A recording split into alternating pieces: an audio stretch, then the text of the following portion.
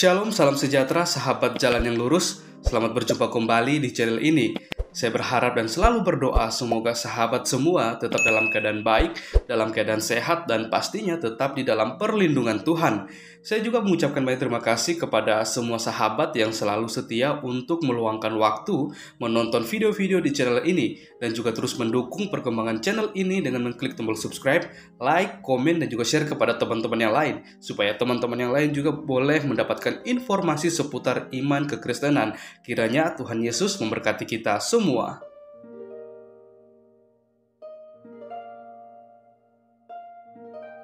Sahabat yang diberkati dan dikasihi oleh Tuhan kita Yesus Kristus, di kesempatan kali ini kembali lagi kita akan bersama-sama menyaksikan suatu debat antara para apologet Kristen bersama dengan Ustadz Tsuma dan kawan-kawannya. Kita akan melihat bagaimana para apologet Kristen akan melontarkan berbagai macam pertanyaan kepada Ustadz Tsuma berkaitan dengan iman kekristenan. Mengapa demikian? Karena Ustadz Tsuma ini dan bersama dengan kawan-kawannya kerap kali selalu membahas dan musik iman kekristenan. Bahkan dia sendiri telah mengklaim bahwa dia merupakan seorang yang ahli kitab suci atau Alkitab itu sendiri.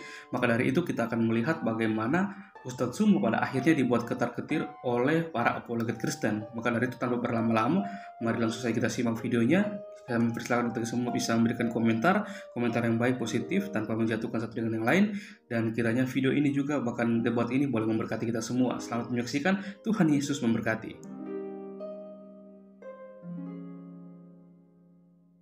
Sudah ada dalam ruangan ya, 608, 616 sekarang ya. Dan yang lain yang masih di luar, oke. Saya senang sekali, sebuah kehormatan untuk part 2, bagian kedua ini masih bisa diberi kesempatan untuk berdiskusi lagi. Saya selalu katakan bahwa saya senang diskusi atau dialog, dan saya tidak suka debat, karena debat itu menang jadi arang, kalah jadi abu. Oke, sebelum saya akan memaparkan beberapa hal, saya ingin baca dulu satu ayat dalam kitab Roma 11 ayat yang ke-33. Oh, alangkah dalamnya kekayaan hikmat dan pengetahuan Allah, sungguh tak terselidiki keputusan-keputusannya, dan sungguh tak terselami jalan-jalannya. Satu ayat lagi dalam kitab Yesaya 55 ayat 8. Sebab rancanganku bukanlah rancanganmu, dan jalanku bukanlah jalanmu, demikian firman Tuhan. Oke. Umat Kristen atau umat Nasrani, kita percaya Tuhan yang tunggal atau yang esa. Dalam Ulangan pasal 6 ayat yang keempat, Semua Yisrael Adonai Elohenu Adonai Echad. Dengarlah Israel, Tuhan itu Allah kita, Tuhan itu Echad, Tuhan itu tunggal. Nah, tetapi kita mengimani dan percaya bahwa Tuhan yang tunggal itu, dia memiliki 3 pribadi. Jadi dari tunggal dia kemudian memiliki 3 pribadi. Nah, seperti ayat yang sudah saya bacakan tadi, ayat Roma 11:33, bahwa Tuhan itu tak terselami. Sesungguhnya memang Tuhan itu tak dapat diceritakan, tak dapat digambarkan. Ya. Saya juga berpikir jangan-jangan kita ini bisa salah karena kemudian kita mencoba memikirkan Tuhan dengan pikiran yang kecil ini dalam bentuk diskusi dengan saudara-saudara saya di Muslim. Tapi saya berpikir sepanjang kita tidak melanggar kekudusan dan hakikat Tuhan itu sendiri, insya Allah ya, mudah-mudahan kita tidak bersalah di hadapan Tuhan. Ya. Okay. Jadi Tuhan, sesungguhnya kami umat Kristen mempercayai Tuhan yang esa, Tuhan yang tunggal, tapi dalam 3 pribadi. 3 pribadi itu adalah Bapa sebagai Tuhan Sang Pencipta, sebagai Tuhan Sang Pencipta alam semesta dan sumber dari segala yang hidup. Itu terbukti dalam Kejadian 1 ayat 1 dan seterusnya. Dia adalah Tuhan yang transenden, yang berarti dia berada di luar dan di atas ciptaannya, namun tetap terlihat dalam pemeliharaan dan pengawasan, pengaturan dunia ini. Oke. Yang kedua, pribadi yang kedua, anak atau firman yang disebut dengan putra dengan nama Yesus Kristus. Nah, kami percaya bahwa Yesus Kristus itu adalah firman yang menjadi manusia, adalah Tuhan yang turun ke dunia untuk menyelamatkan manusia dari dosa melalui kematiannya, disalib, dan kebangkitannya. Dia sebagai juru selamat dan penebus yang membawa manusia kembali kepada Tuhan. Kemudian yang ketiga, Roh Kudus. Ya. Roh Kudus adalah Tuhan yang tinggal dalam hati orang percaya, membimbing, menguatkan dan menguduskan mereka. Ada beberapa ayat, tapi nanti sebentar ya. Roh Kudus juga memberikan berbagai karunia rohani, untuk melengkapi orang-orang Kristen, agar mereka hidup sesuai dengan kehendak Tuhan. Nah, jadi Bapa, Putra, dan Roh Kudus, 3 pribadi yang kemudian bekerja di waktu yang berbeda. Tapi Tuhan kami tetap Esah atau tunggal, atau Echad dalam bahasa Ibrani. Nah, Tuhan itu memiliki cara yang tidak dapat diselami oleh pikiran kita manusia. Karena pikiran kita yang terbatas, yang otak kitanya sebesar ini, tidak dapat menampung kemahakuasaan Tuhan. Jadi jika kita kemudian dapat menjelaskan bagian-bagian kecil dari firman Tuhan itu sendiri, maka itulah yang dapat kita lakukan, karena sesungguhnya kita tidak mampu memahami cara kerja Sang Tuhan yang luar biasa itu.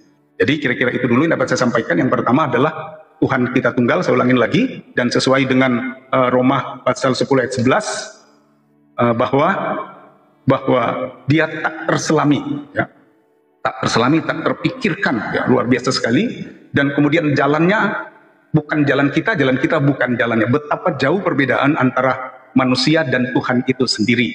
Tetapi kemudian kami mengimani Tuhan yang transenden tadi, kemudian ketika Yesus dan Roh Kudus, maka itu kita menyebutnya dengan Tuhan yang imanen, Tuhan yang jauh, tapi kemudian Tuhan yang dekat. Bahkan jika sampai pada masa Roh Kudus, Tuhan yang tinggal di dalam hidup kami. Oke, terima kasih. Itu yang bisa saya sampaikan untuk bagian pertama ini. Nah, saya kembalikan kepada moderator ya. Saya akan off-cam ya. Terima kasih. Langsung ke Bang Juma aja. Lanjut.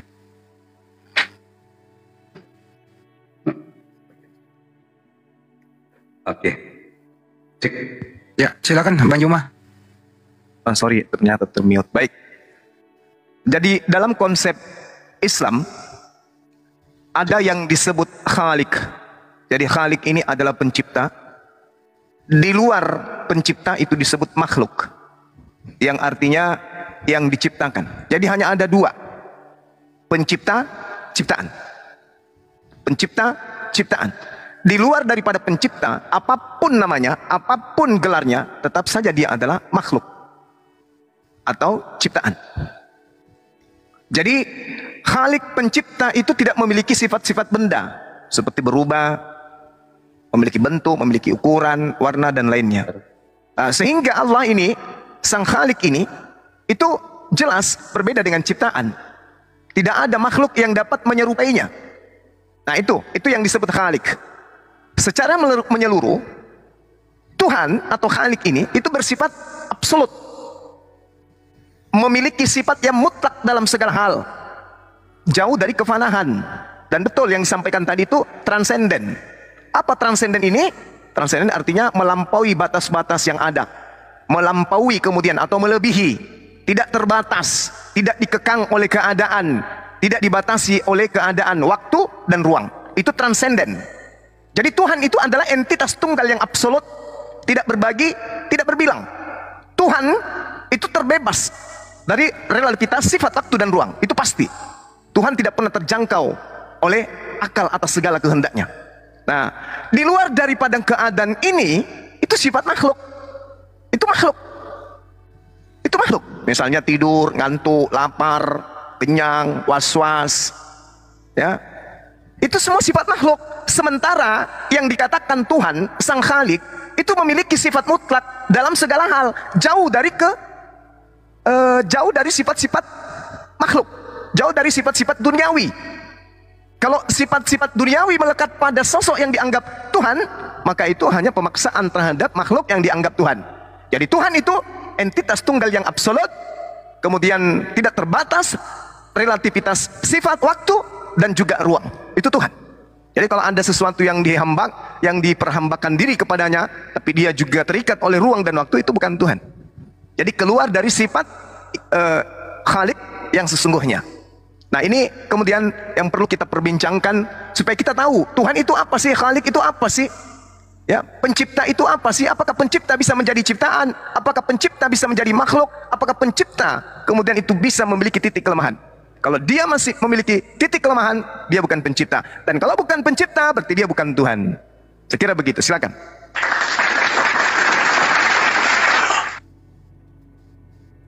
Oke, selanjutnya gimana ini? Ya, saya atau Ya, silakan Bang. Mungkin moderator?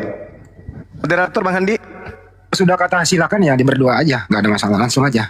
Oke. Nggak melalui moderator kok. Lanjut.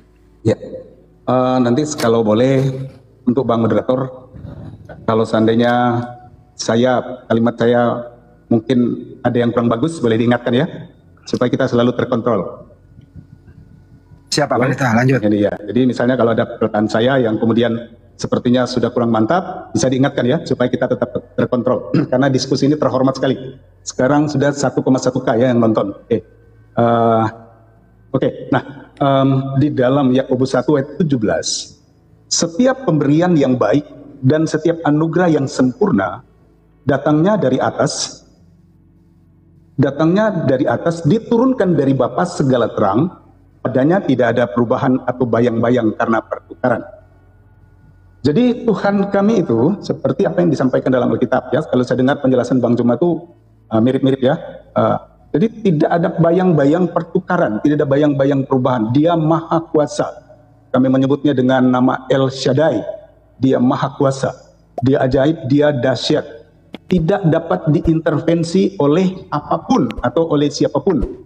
Karena dia Tuhan pencipta, ya, Raja segala raja. Jadi jelas sekali bahwa Tuhan itu dia sang pencipta, dia luar biasa, dia maha kuasa, dan kemudian padanya tidak ada bayang-bayang perubahan. Tidak ada bayang-bayang perubahan, tidak dapat diperintah, diatur oleh siapapun karena dia maha kuasa. Nah, saya sepakat dengan tadi bahwa hanya ada dua ya, Tuhan sang Halik atau sang pencipta. Kami juga menggunakan bahasa itu, Halik atau pencipta, dan kemudian ciptaan. Jadi Tuhan dan ciptaan, gitu. Tetapi dalam konsep ketuhanan kami tidak menafikan bahwa dia memiliki tiga pribadi dalam bentuk bekerja. Ketika dia bekerja melakukan sesuatu, maka dia bergerak dalam tiga dimensi atau tiga pribadi ini secara bersamaan atau secara berlainan waktu. Sehingga prinsip konsep Tuhan itu tetap tunggal, tapi dia bekerja dalam tiga pribadi atau tiga pernyataan. Oke, ya kira-kira itu aja dulu. Terima kasih. Bang Juma, lanjut. Oke, baik.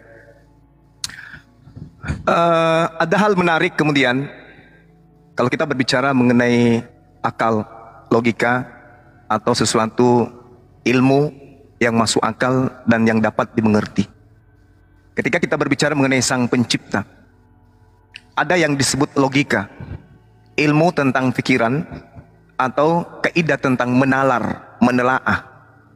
Jadi logika ini kemudian, atau konsep tentang pikiran ini, itu tujuannya adalah mencari kebenaran di tengah-tengah kekacauan, mencari titik terang di antara banyaknya butiran. Jadi itulah yang disebut dengan logika. Logika cakupan ilmu tentang pemikiran dan menalar. Nah, ketika akal, pikiran, logika, ilmu tentang berpikir kita gunakan kemudian untuk menelaah Tuhan, maka kebenaran absolut itu muncul sebagaimana absolutnya sang Khalik. Kebenaran yang bersifat konsisten, kebenaran yang bersifat abadi, yang memiliki makna kemudian bersifat universal dan tidak pernah berubah. Itulah sang Khalik, itulah Tuhan. Kebenaran absolut itu harus kita bedakan dengan kebenaran nisbi, kebenaran yang berubah-ubah dan dapat dipengaruhi oleh faktor lain. Ini kita harus bisa pisahkan dulu, kebenaran nisbi dan kebenaran absolut. Berbicara mengenai konsepsi Tuhan, kebenaran absolut itu melekat selama-lamanya. Dia bersifat konsisten, dia bersifat abadi dan tidak berubah-ubah. Nah, sementara kalau yang disampaikan oleh saudara kita terusan, itu ada yang disebut kebenaran nisbi. Apa itu? Kebenaran bahwasanya satu unsur pencipta, satu unsur ciptaan, lalu unsur yang lain juga pencipta dan ciptaan. Nah, ini yang perlu dipahami. Jadi kebenaran nisbi mendudukkan satu kebenaran pada porsi atau kodrat yang sesungguhnya. Semisal, pencipta alam semesta bukan manusia, maka itu tidak boleh diganggu-gugat, karena itu adalah absolut, itu mutlak, itu kebenaran sang Khalik. Dia tidak memiliki keterbatasan kemudian, tidak bisa dibatasi, sehingga dia tidak bisa kita angkat atau kita pindahkan ke ruang relung pikiran kita bahwa sang Khalik itu mesti duduk dalam perkara makhluk. Kecuali kebenaran nisbi, mengada-adakan sesuatu dan memberi gelar kepada sesuatu yang tidak sesuai dengan kodratnya. Contoh, benarkah bahwa Yesus atau Isa itu manusia? Kebenaran absolut, dia adalah manusia. Tapi ketika dikatakan dia adalah Tuhan, maka gugurlah logika kita tadi. Tak berguna lagi logika kita. Kerangka berpikir kita kemudian buyar. Karena tadi kita dihantar kepada sifat manusiawi kita. Sang Khalik bukanlah makhluk, bukanlah ciptaan. Sementara kalau ada konsep kemudian Tuhan absolut memiliki kemudian keberadaan pada tataran makhluk, lalu kembali kepada tataran Khalik, berarti dia tidak absolut. Berarti sifat konsisten yang melekat pada keabsolutan kebenarannya itu ternodai, maka dia tidak maha suci. Karena di situ ada unsur kebenaran nisbi, kebenaran yang berubah-ubah. Tadinya Tuhan berubah jadi makhluk, yang tadinya makhluk berubah jadi Tuhan. Itu nggak bisa disifati oleh pencipta alam semesta, nggak bisa. Kenapa? Alam semesta ini media. Alam semesta ini adalah sesuatu yang memiliki ketergantungan terhadap sesuatu. Itu alam semesta. Seibarat pesawat. Pesawat itu bergerak, teratur disebabkan karena ada yang menjaga, yang disebut pilot. Pilot seketika dia berubah menjadi kucing atau ayam, hancur pesawat. Kenapa? Karena pilotnya meninggalkan kodratnya sebagai kebenaran. Dia muncul kemudian sebagai kebenaran nisbi, kebenaran yang berubah-ubah. Dia benar kucing, yang tadinya adalah manusia. Itu nggak bisa. Alam semesta ini tidak bisa ditinggalkan sedetik pun oleh Sang Yang Maha Kuasa. Oleh karena itu Sang Maha Kuasa tidak bisa merubah dirinya dalam dimensi makhluk. Dia harus tetap konsisten dan abadi dalam makna yang bersifat universal, tak berubah sebagai kebenaran absolut, yaitu Sang Khalik. Nah, ini penekanannya ini di sini. Karena kapan dia berubah atau dia berbagi, maka dia akan meninggalkan keabsolutan sebagai Tuhan yang memiliki ciri khas entitas tunggal yang absolut, tidak terbatas dan tidak pernah terjangkau oleh realitas akal. Oleh karena itu tidak layak kemudian disebut sebagai Tuhan. Nah, saya kira begitu, saudara saya Pak Pendeta, mudah-mudahan bisa disikapi dengan baik. Silakan. Ya, Pak Pendeta mungkin sudah mendengar tadi apa yang Bang Zuma katakan. Iya. Dikatakan bahwasanya tentang kebenaran absolut tadi. Mungkin Pak Pendeta bisa membantahnya. Silakan Pak Pendeta. Oke, terima kasih. Saya memahami ada dua kebenaran ya. Tadi mirip juga, cuma sedikit berbeda ya. Ada kebenaran absolut, oke, kebenaran yang hakiki yang hanya dimiliki oleh Tuhan. Tapi kemudian ada yang namanya kebenaran relatif. Ya. Kebenaran relatif itu kita mesti pahami juga ya. Ketika kita menggunakan nalar atau logika, ada yang namanya kebenaran relatif. Kebenaran relatif itu pengertiannya begini. Benar bagi saya itu belum tentu benar bagi Bang Zuma. Sebaliknya, benar bagi Bang Zuma itu belum tentu benar bagi saya. Nah, ini logika ini namanya ya, logika kebenaran yang relatif tadi itu. Nah, apa yang disampaikan Bang Zuma tadi pada penekanan Tuhan itu tidak berubah. Benar, saya sudah baca tadi ayat bahwa Tuhan kami tidak berubah-ubah. Itu absolut. Nah, kalau kemudian ada perbedaan pemahaman tentang konsep, karena kami memahami Tuhan yang tunggal tapi bekerja dalam 3 pernyataan, maka kami menganggap itu juga sebagai sebuah kebenaran absolut, karena itu yang tertera dalam kitab suci kami. Nah, sehingga itu tetap harus dikumandangkan seperti itu kenyataannya, bahwa Tuhan itu bekerja dalam 3 cara, 3 pernyataan. Misalnya dalam penciptaan. Dalam Kejadian 1 ayat 1 dan ayat 2. Pada mulanya Allah menciptakan langit dan bumi. Bumi belum berbentuk dan kosong. Gelap gulita menutupi samudra raya. Roh Allah melayang-layang di atas permukaan air. Dan ayat yang ketiga, berfirmanlah Tuhan, jadilah terang, maka terang itu jadi. Dari 3 ayat ini, apa yang kami pahami tentang cara kerja Tuhan itu jelas ada 3 di sana. Walaupun itu tunggal. Yang pertama, pada mulanya Allah menciptakan ya, Bereshit bara Elohim et hasyamayim. Dan yang kedua, Roh Kudus melayang-layang. Ruach HaKodes merakefet al penei hamayim. Roh Kudus melayang-layang di atas permukaan air. Kemudian yang ketiga, ayat yang ketiga Kejadian 1, wa yomer Elohim yehior wa yehior, berfirmanlah Allah, jadilah terang, maka terang itu jadi.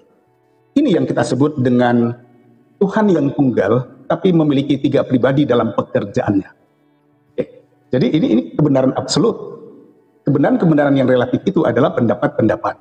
Pendapat saya tentang Tuhannya konsep Tuhan Bang Zuma itu kebenaran relatif. Kebenaran pendapat Bang Zuma tentang Tuhan kami itu kebenaran relatif. Tapi hal-hal yang berhubungan dengan kebenaran absolut itu memang firman dan tidak bisa diubah-ubah sama sekali, baik di kitab kami maupun di kitab Bang Zuma. Kira-kira seperti itu. Oke, lanjut. Oke, baik. Saya kira gini, ketika kita berbicara mengenai konsep Tuhan, maka kita berbicara tentang entitas tunggal yang absolut. Pada sisi yang berbeda dengan manusia, sebagai makhluk, di mana manusia itu sendiri menempati ruang, menempuh perjalanan relativitas waktu. Jadi relativitas waktu ini kemudian menghantarkan kita sebagai manusia untuk mencapai titik di mana kita itu bertuhan. Nah, sedangkan yang disebut Tuhan tentu terbebas dari relativitas yang bersifat waktu dan ruang. Ini yang saya jelaskan di awal. Nah, Allah, Tuhan yang tak pernah terjangkau relativitas akal atas segala kehendaknya, wujudnya tak pernah mampu ditatap oleh panca indera makhluk yang ada di atas muka bumi ini. Tapi apakah kemudian Allah atau Tuhan itu tak ada? Dia ada. Dia yang mengadakan. Sehingga kita makhluk ini menyadari bahwa Tuhan menciptakan dua alam sebagai pertanda bahwa Tuhan itu hadir tanpa mesti kita lihat. Makanya di dalam Al-Quran dikatakan, walaqad khalaqnal insana wa na'lamu ma tuwaswisu bihi nafsuh. Dan sungguh aku telah menciptakan manusia dan mengetahui apa yang manusia bisikkan di dalam hatinya. Wa nahnu aqrabu ilaihi min hablil warid. Dan aku Tuhan lebih dekat kepadanya daripada urat lehernya. Ini hanya bisa dirasakan oleh orang yang memahami pemahaman tentang konsep Tuhan dalam skala prioritas kemanusiaan yang utuh. Jadi Tuhan menciptakan dua alam sebagai pertanda bahwa Tuhan itu hadir. Apa itu? Makrokosmos, atau yang kita sebut dengan alam raya, tempat bertebaran gugusan-gugusan bintang, ada bulan dan seterusnya, yang kita sebut dengan alam semesta ini. Itu adalah makrokosmos yang Tuhan ciptakan sebagai bukti bahwa Tuhan itu ada, meski tidak nyata dalam bentuk wujud dalam panca indera kita sebagai manusia untuk menatapnya. Itu yang pertama. Yang kedua adalah mikrokosmos yang ada pada diri kita manusia. Nah, inilah yang disebut dalam Al-Quran tadi, bahwa aku Allah menyatakan diriku kepada mereka lebih dekat pada diri mereka, bahkan lebih dekat daripada urat leher mereka. Wa nahnu aqrabu ilaihi min hablil warid. Jadi Tuhan tidak mesti kemudian datang dalam bentuk ciptaan, karena Tuhan ini memberikan akal sebagai insting awal untuk memfilter keberadaan alam semesta dan keberadaan kita sebagai makhluk mikro dan alam semesta sebagai makhluk makro. Itu membuktikan bahwa tidaklah mungkin entitas alam raya yang ditanamkan kemudian pada pandangan kita sebagai manusia, kita dapat melihatnya, kita dapat merasakannya, itu terjadi atau ada dengan sendirinya. Tidak mungkin, itu mustahil. Maka yang pasti kemudian adalah Tuhan itu ada. Buktinya adanya makro dan mikro yang bisa kita rasakan. Jadi Tuhan pada dimensi akal, dia tidak bisa kemudian menodai keberadaannya dengan dia menjadi makhluk. Tidak boleh. Karena itu akan merusak tatanan logika ciptaan. Allah memberikan settingan otak kepada manusia untuk sampai kepada dimensi bertuhan. Tapi bukan dengan cara akal ini rapuh, akal ini lemah, akal ini kemudian tidak sanggup menapaki keberadaan Tuhan jika sekiranya Tuhan tidak datang dalam rupa makhluk. Itu nggak mungkin. Akal sudah disetting kemudian untuk menelaah keberadaan Tuhan dengan adanya ciptaan dua alam ini, makro dan mikro, itu sudah cukup. Maka orang berakal tidak akan pernah mau dan sudi mempertuhankan Tuhan yang memiliki sisi kelemahan. Nah, inilah yang disebut konsep Tuhan Khalik, berbeda dengan makhluk, pencipta dan ciptaan. Karena pencipta itu tidak akan masuk ke dimensi yang tadi, baik dimensi makro maupun dimensi mikro, kecuali menyatakan dirinya melalui makhluknya itu sendiri. Walaqad khalaqnal insana wa na'lamu ma tuwaswisu bihi nafsu. Aku Tuhan sungguh menciptakan manusia dan mengetahui apa yang dibisikkan oleh hatinya. Jadi Tuhan itu memiliki dimensi pengetahuan yang tidak butuh datang, tidak butuh dia pergi untuk sekedar mengetahui sesuatu. Karena Tuhan menciptakan Maha Pencipta, mengetahui bisikan-bisikan manusia. Wa nahnu aqrabu ilaihi min hablil warid. Kami, aku Tuhan, lebih dekat kepada makhluk manusia ini daripada dia manusia itu terhadap urat lehernya sendiri. Subhanallah. Sekira begitu. Silakan. Oke, terima kasih. Mantap, penjelasannya bagus sekali. Saya suka dengar, saya senang mendengarnya. Tetapi Silakan, tadi Pak. saya sudah bilang, ada yang namanya kebenaran relatif ya. Kebenaran relatif itu adalah pendapat manusia. Jadi pendapat saya itu relatif, pendapat abang itu relatif. Nah, dalam diskusi ini, kita sedang menjelaskan konsep Tuhan dari masing-masing penganutnya, ya, dari kami penganut Kristen, konsepnya seperti tadi, dan kemudian dari Bang Zuma, ya, konsepnya seperti yang telah disampaikan. Nah, memang memang kita berbeda, Bang, ya, berbeda.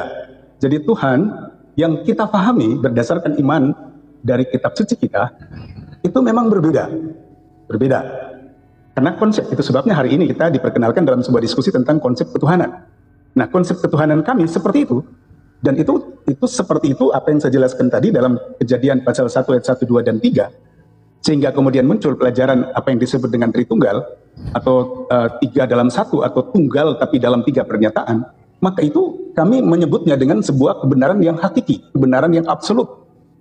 Nah, jadi dengan tidak mengganggu atau mencampuri urusan Sang Tuhan dalam bekerja, tapi karena itu sudah tertuang dalam kitab suci dalam sebuah buku, sehingga kemudian kami bisa membacanya, maka dari situlah kemudian kita mendapatkan kesimpulan-kesimpulan bahwa Tuhan itu tunggal, tapi dia bekerja dalam 3 pernyataan. Dia itu Bapa, tadi sudah saya jelaskan, kemudian dia datang sebagai anak dalam penebusan dosa manusia, lalu kemudian dia datang sebagai Roh Kudus untuk menyertai manusia dalam perjalanan hidup di hari ke hari. Memang menurut ketika Bang Zuma kemudian mendengar penjelasan itu, yang saya jelaskan, jelas tidak masuk di akal, gitu. Karena konsepnya memang berbeda, Pak. Konsepnya berbeda, sehingga dengan cara apapun kita mencoba membuat narasi dan sebuah pernyataan tentang kebenaran yang absolut tadi, yang kemudian Tuhan tidak bisa diganggu gugat, tidak bisa diciptakan, hanya pencipta dan ciptaan itu manusia yang tidak bisa masuk ke ranah Tuhan, tapi Tuhan sebagai pencipta bisa masuk ke ranah manusia. Jadi konsep yang kami pahami, dan itu memang kebenaran absolut, adalah Tuhan yang tunggal dan kemudian dia bekerja dalam 3 pribadi, begitu. Tapi dalam 3 pribadi itu tidak menyatakan bahwa Tuhan itu ada 3. Tidak, ya. Kami tetap memahami bahwa Tuhan itu tunggal, Tuhan itu esa, sehingga tidak bisa diabaikan bagaimana pemahaman tentang Tuhan itu sendiri yang kami pahami dalam kekristenan. Ya. Jadi apa yang disampaikan oleh Bang Zuma, saya juga sepakat, ya, saya sepakat, karena itu konsep Tuhan yang dipaparkan, disampaikan. Tapi bukan berarti kemudian karena pemahaman dari Bang Zuma bahwa Tuhan itu tidak bisa menjadi manusia, diciptaan ya diciptaan, Tuhan ya Tuhan, bagi kami tidak demikian. Tidak demikian. Karena Tuhan itu dia maha kuasa, dia bisa melakukan apa saja. Kita tidak bisa mengintervensi dia. Ketika dia melakukan apa saja dan kemudian itu tertulis dalam kitab suci, maka kami percaya dan kami imani itu. Ya, kira-kira begitu dulu. Baik, teman-teman sekalian. Jadi anggap saja kemudian kami ini sedang memberikan mata kuliah, Pak Pendeta memberikan mata kuliah kepada teman-teman Kristiani, ya, para calon-calon sarjana teolog. Sementara saya juga memberikan kuliah dalam satu ruangan yang sama kepada siswa-siswa ilmu mantik. Jadi tidak perlu kemudian kita adakan adanya persinggungan kemudian konsep, lalu menjadikan kita berujung kepada perdebatan yang nantinya justru bisa dipahami oleh audiens dengan cukup kita menjelaskan, tetapi karena adanya perdebatan sehingga jadi kacau nantinya. Karena materi kita ini tentang konsep Tuhan, nanti teman-teman netizen yang bisa menilai apakah yang disampaikan pendeta kita ini sudah secara kodrat akal itu sejalan, begitu juga dengan apa yang Bang Zuma sampaikan. Saya lanjut. Berbicara mengenai konsep Tuhan ini, tadi saya menyatakan bahwasanya untuk mengetahui keberadaan Tuhan, Tuhan menciptakan 2 alam sebagai pertanda bahwa dia itu maha hadir. Makro, mikro. Nah, dalam diri manusia ini, sebagai makhluk yang kemudian disebut dalam bahasa biologis, makhluk yang memiliki kelemahan, namun punya kesempurnaan unsur jasad. Pada diri manusia itu ada unsur alam semesta. Bagaimana kemudian manusia bisa berkata, mengatur segala yang ada, atau manusia memiliki emosi atau amarah, yang adalah merupakan cerminan untuk membakar semangat. Itu unsur-unsur yang ada ini adalah unsur alam. Karena manusia memang sejatinya tercipta dari alam itu sendiri, tanah dan juga debu. Maka bagi orang yang berakal, merenungkan apa yang ada pada diri manusia, pada diri sendiri, itu cerminan bahwa kita ini memiliki tubuh yang mana tubuh kita ini terdapat substansi materi jagat raja itu sendiri. Jadi adanya simbol-simbol yang bergerak pada keteraturan yang ada pada diri manusia, itu seirama dengan apa yang ada dalam tubuh kita. Alam kita lihat itu juga sama seperti tubuh kita. Maka substansi kerja otak, hingga otot, hingga darah yang ada pada diri manusia, itu secara mekanis bergerak dengan teratur. Inilah yang kemudian disebut simbol gerak keteraturan jagat raya makroskop, yang kemudian berada pada dulu dalam tubuh kita sebagai manusia. Hakikatnya adalah gerak kesempurnaan wujud sebagai eksistensi keberadaan Tuhan. Kita tak bisa melakukan apa-apa, tak ada daya melakukan apa-apa tanpa kemudian melibatkan unsur eksistensi ketuhanan. Jadi Tuhan itu tidak perlu datang, Tuhan itu tidak perlu kemudian hadir dalam bentuk makhluk, karena Tuhan itu selalu ada pada diri manusia. Tuhan itu selalu mengiringi keberadaan hidup manusia. Makanya dalam Al-Quran Allah Subhanahu wa Ta'ala menjelaskan, A'udzubillahi minasyaitonirrajim, inna fi khalqis samawati wal ardi wa ikhtilafil laili wan nahar la ayatil liulil albab. Sesungguhnya dalam penciptaan langit dan bumi dan bergantinya malam dan bergantinya siang terdapat tanda-tanda kebesaran Allah bagi orang-orang yang berakal. Siapa mereka yang berakal? Alladzina yazkurunallah qiyama wa qu'uda wa ala junubihim wa yatafakkaruna fil khalqis samawati wal ard. Yaitu orang-orang yang mengingat kepada Allah, baik dia berdiri pada saat berdiri, baik pada saat dia duduk, dalam keadaan dia berbaring, dan mereka kemudian memikirkan tentang penciptaan langit dan bumi. Seraya mereka berkata, Rabbana ma khalaqta hadza batila subhanaka faqina adzabannar. Ya Tuhan kami, tidaklah Engkau menciptakan semuanya dengan sia-sia. Maha suci Engkau, lindungilah kami dari azab neraka. Ini konsep dalam bertuhan bagi orang-orang yang menggunakan akal. Sekali lagi, akal. Jadi kita sebagai makhluk berakal adalah makhluk materi Tuhan, yang mana makhluk materi yang diciptakan oleh Tuhan ini dilengkapi dengan akal yang tertanam dalam materi fisik tubuh manusia, kita. Akal merupakan serpihan cahaya dari Tuhan, yang dengan akal itu kemudian kita mampu membedakan segenap kualitas objek yang kita lihat, yang kita rasakan. Sehingga dengan akal, ketika kita melihat makhluk, ini bukan Tuhan. Dia mampu membangkitkan orang mati, oh bukan Tuhan. Dia membuat anggur menjadi air menjadi, oh dia bukan Tuhan. Kenapa? Karena dimensi akal mengantarkan kita di mana apa yang tertanam dalam materi fisik sebagai manusia sampai kepada kemampuan membedakan kualitas-kualitas objek. Membedakan manusia yang diberi kekuatan, manusia yang diberi mujizat, manusia yang diberi tanda-tanda kenabian dan seterusnya. Objek akal kemudian itu mampu menyentuh sampai hal-hal yang seperti itu. Jadi berbicara mengenai konsep Tuhan, akal mengingatkan kita sebagai manusia dalam realitasnya sebagai hamba, sebagai makhluk, di mana Tuhan menciptakan kebenaran-kebenaran yang selalu berubah atau selalu dinamis, tidak statis. Karena itulah sekali lagi saya katakan bahwa orang berakal akan sampai kepada Tuhan tanpa dia memberhalakan Tuhan itu sendiri. Maksud saya, tanpa dia membentuk inasan, tanpa dia membentuk Tuhan-Tuhan selain daripada Tuhan yang absolut tadi. Nah itu dia, orang yang menggunakan akal sehat tidak akan mau menciptakan atau mengadakan Tuhan-Tuhan selain daripada Tuhan yang absolut tadi, yang memiliki kebenaran mutlak hakiki. Saya kira begitu. Jadi akal mengantarkan manusia menemukan Tuhan yang absolut, dengan akal yang memiliki kemudian kualitas-kualitas kemampuan untuk membedakan objek, menghantarkan manusia akan mampu membedakan antara Tuhan dan ciptaan, antara Khalik dan makhluk. Saya kira begitu untuk sementara. Silakan. Oke, terima kasih Bang Juma. Oke, tetap semangat ya. Saya coba sampaikan lagi beberapa hal tentang apa yang kami pahami tentang konsep Tuhan kami. Nah, menurut Bang Zuma bahwa Tuhan itu tidak perlu kemana-mana. Saya dengar tadi ya.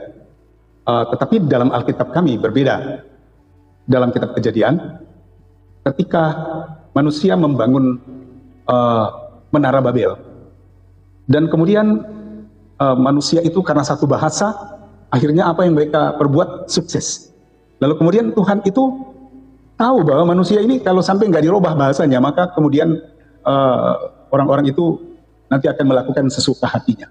Lalu Alkitab mencatat, maka Tuhan turun dan mengacaukan mereka yang sedang membangun menara, dan akhirnya bahasa jadi kacau dan bangunan itu tidak selesai. Yang pertama. Yang kedua, ketika dosa dan kejahatan Sodom dan Gomora itu sudah memuncak, dan kemudian Tuhan tahu dan mendengar keluh kesah orang-orang di sana, maka dia turun dan kemudian dia datang dan memusnahkan dua kota, Sodom dan Gomora. Nah, itu juga absolut menurut kitab suci karena keterangan-keterangannya ada. Sehingga Tuhan yang kami imani itu Tuhan yang maha kuasa, Tuhan yang berdiam di dalam kerajaan surga yang tidak dapat diganggu gugat seperti yang sudah dijelaskan tadi panjang lebar. Tetapi Tuhan itu bisa melakukan apa yang dia mau. Kita nggak bisa mengintervensi Tuhan. Jadi ketika dia datang melakukan sesuatu dan dalam bentuk malaikat Tuhan ya, karena dia datang dalam bentuk malaikat Tuhan, maka dia melakukan apa yang dia mau lakukan. Manusia tidak bisa mengintervensi itu. Sampai kemudian masa perjalanan hidup dari bangsa Israel yang dalam Alkitab kami juga dicatat sebagai bangsa yang keras kepala, tegar tengkuk, keras hati, kepala batu. Akhirnya Tuhan melihat bahwa manusia ini benar-benar tidak sanggup melakukan aturan-aturan yang telah Tuhan buat, yang telah Tuhan beri melalui Musa. Sehingga Tuhan itu mengambil sebuah langkah untuk datang ke dalam dunia agar dia bisa dekat dengan manusia dengan cara berinkarnasi. Sesuai dengan Yohanes 1 ayat 1 dan Yohanes 1 ayat 14 yang sudah seringkali dibahas ya di media sosial seperti ini. Dan itu juga adalah, kami percaya itu sebuah absolut. Karena kita tidak bisa mengintervensi Tuhan. Dia bisa datang, dia bisa pergi, dia bisa lakukan apa saja karena kemahakuasaan dia. Saya setuju tadi dengan yang dikatakan Bang Zuma, ada makrokosmos dan ada yang mikrokosmos. Makrokosmos itu adalah alam semesta atau dunia yang besar, dan mikrokosmos itu adalah dunia yang kecil. Siapa itu dunia kecil? Nah, kita ini manusia. Makanya manusia tidak bisa datang pada Tuhan, tapi Tuhan itu bisa datang kepada manusia. Karena dia berkuasa. Jadi atas dasar kemahakuasaan yang tidak dapat diganggu gugat oleh siapapun, Tuhan itu bisa melakukan apa yang dia mau. Oke, jadi itu kebenaran yang hakiki atau absolut. Karena semua peristiwa itu tertulis dalam Alkitab. Oke, jadi berangkatnya Tuhan datang dari satu tempat ke tempat yang lain, itu kemahakuasaan dia dan tidak bisa kita intervensi. Sehingga ketika dia datang sebagai manusia menjadi manusia, apa yang salah di sana? Tidak ada yang salah. Dan kami tetap percaya itu. Karena kenapa dia harus datang pada manusia? Dalam perjanjian lama, Alkitab mencatat bahwa Alkitab Tuhan itu adalah api yang menghanguskan. Dia tidak bisa didekati oleh siapapun. Kalau Bang Zuma pernah baca dalam kitab Keluaran, ketika Musa di Gunung Sinai mendapatkan 10 hukum Taurat dan hukum-hukum yang lain, maka Tuhan bilang kepada Musa, kasih tahu kepada bangsa Israel, jangan ada yang mendekati gunung ini. Barang siapa yang mendekati Gunung Sinai, maka dia harus dilenyapkan. Betapa kudus dan maha dahsyatnya Tuhan itu sehingga manusia sangat tidak berdaya. Dan aturan-aturan yang baku yang dibuat oleh Tuhan yang kemudian manusia tidak sanggup melakukannya. Maka kemudian Tuhan itu datang menjadi manusia. Menggunakan tubuh manusia agar dia bisa dekat dengan manusia dan berbicara langsung dengan manusia. Karena Tuhan itu tak terlihat. Dia baru dinyatakan bisa terlihat pada saat dia datang sebagai manusia. Dan menurut kami itu adalah kebenaran absolut. Karena itu adalah hak prerogatifnya Tuhan. Ketika dia mau lakukan sesuatu, menurut apa yang dia mau. Kita tidak bisa mengintervensinya. Oke, itu aja dulu. Terima kasih.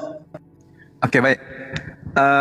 Teman-teman sekalian, kita teringat dengan ucapan sederhana dari seorang ulama yang bernama Yahya bin Mu'adz. Beliau pernah mengatakan begini, siapa yang mengenal dirinya, maka ia mengenal Tuhannya. Jadi kemahakuasaan Tuhan itu kemudian kalau diceritakan bahwa kuasanya Tuhan ditandai dengan datangnya dia sebagai makhluk, maka itu meruntuhkan logika sehat, logika akal itu tadi. Logika yang disusun kemudian berdasarkan keberadaan makhluk yang sempurna itu hancur sehancur-hancurnya kemudian karena logika ini yang menghantam kebenaran daripada logika secara absolut. Lalu bagaimana kita bisa mengenal diri kita? Dan bagaimana kita mengenal Tuhan kita? Saya mengutip ucapan dari ulama Yahya yang mengatakan siapa mengenal dirinya, maka dia akan mengenal Tuhannya. Kalimat ini sederhana.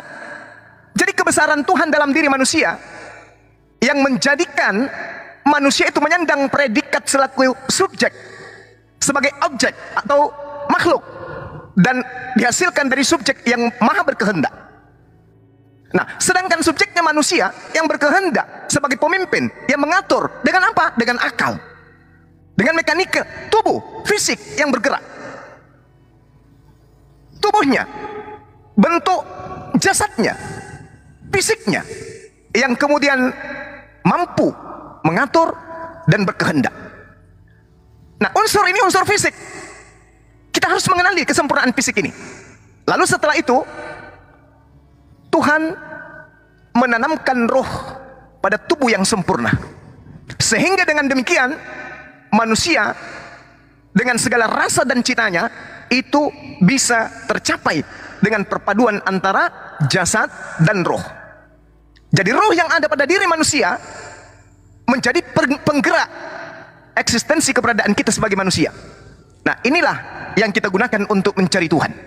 Bukan Tuhan yang kemudian datang unyu-unyu menjadi makhluk, karena itu akan menodai kesuciannya.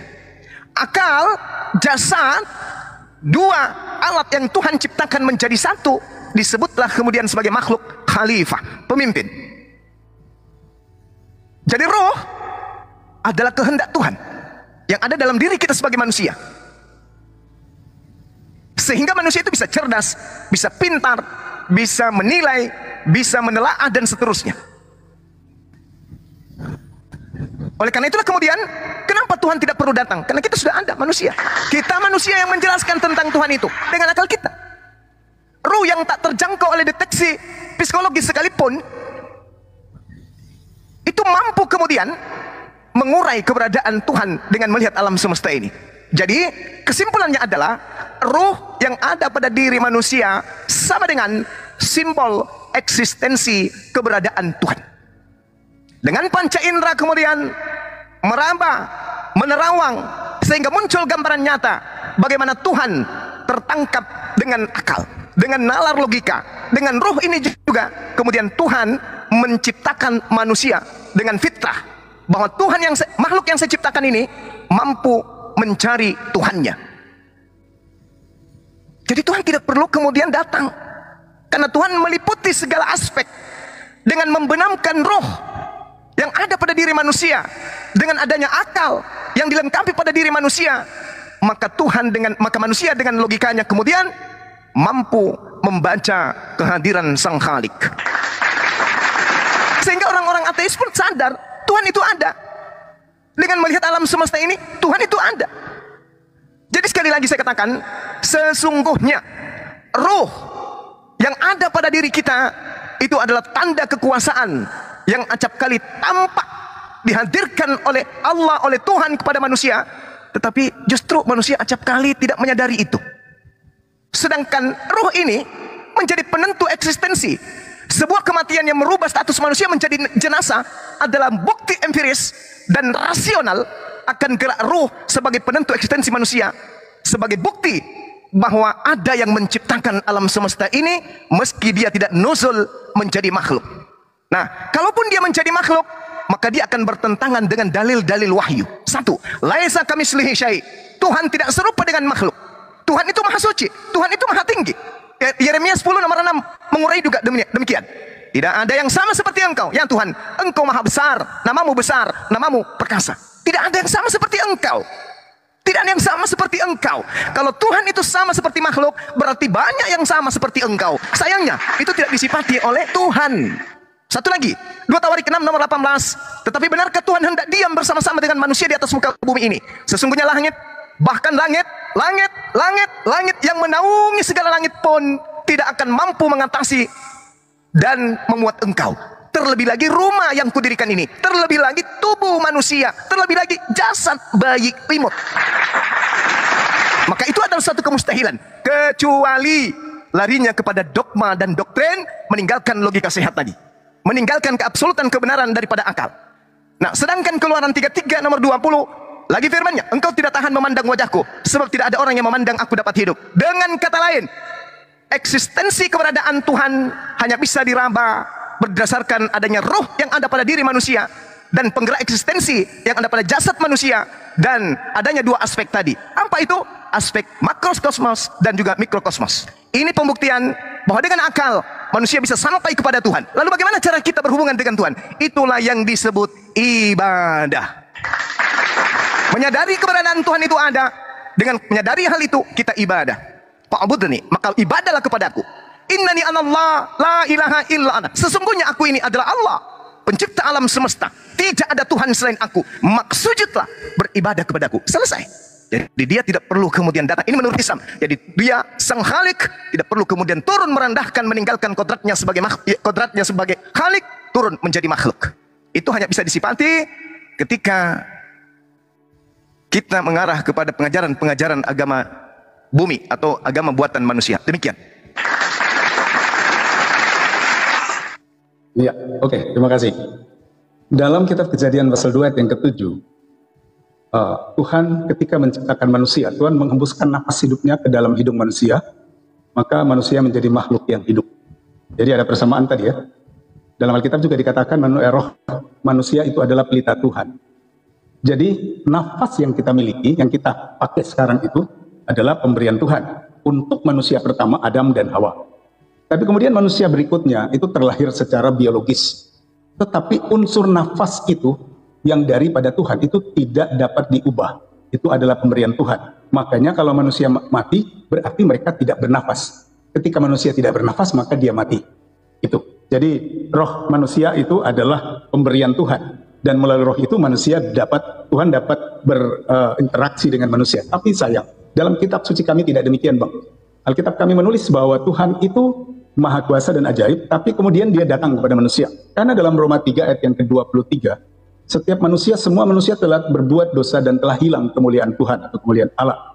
Nah, kemuliaan Tuhan itu telah hilang saat manusia berbuat dosa. Dosa itu adalah pelanggaran, dalam bahasa Ibrani itu khata, dalam bahasa Yunani hamartia. Ketika Adam dan Hawa, kemudian mereka melanggar apa yang Tuhan larang, memakan buah di taman, maka mereka menjadi berdosa. Dan dosa itu diwariskan dari generasi ke generasi. Maka dalam Roma 3 yang ke-23, semua manusia telah berbuat dosa dan telah hilang kemuliaan. Ketika manusia pertama di Taman Eden, mereka berinteraksi dengan Tuhan setiap waktu, karena mereka hidup dalam kemuliaan. Tuhan datang, mereka berkomunikasi. Dan kita tidak tahu berapa lama manusia ada di Taman Eden, dia berinteraksi dengan Tuhan. Tapi ketika manusia buat dosa dengan memakan buah yang dilarang oleh Tuhan, maka mereka terbuang dari taman yang indah dan mulia itu. Tuhan bilang dengan berpeluh engkau akan mengusahakan tanah ini.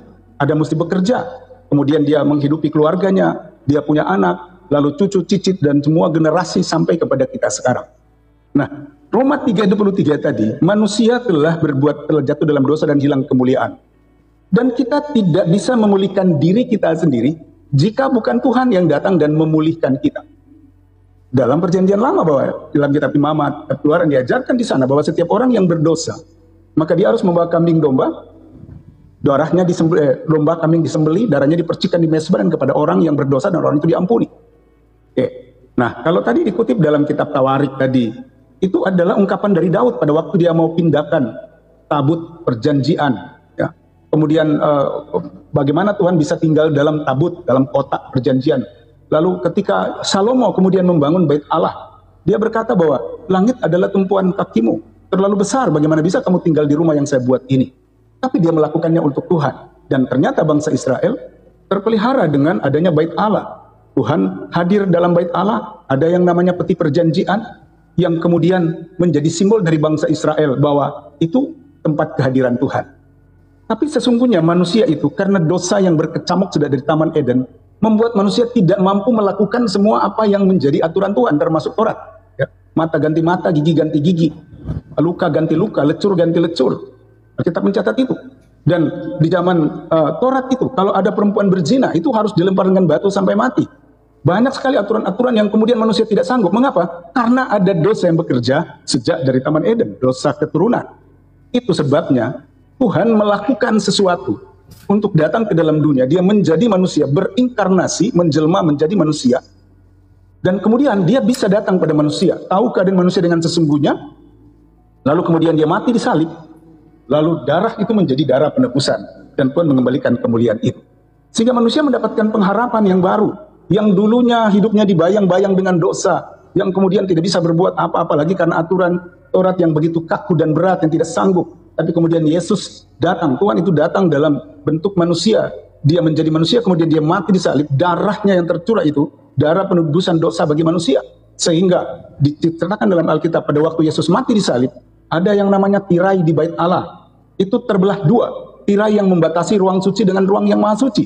Ada ruang suci tempat tabut Allah, di mana simbol kehadiran Tuhan bagi bangsa Israel.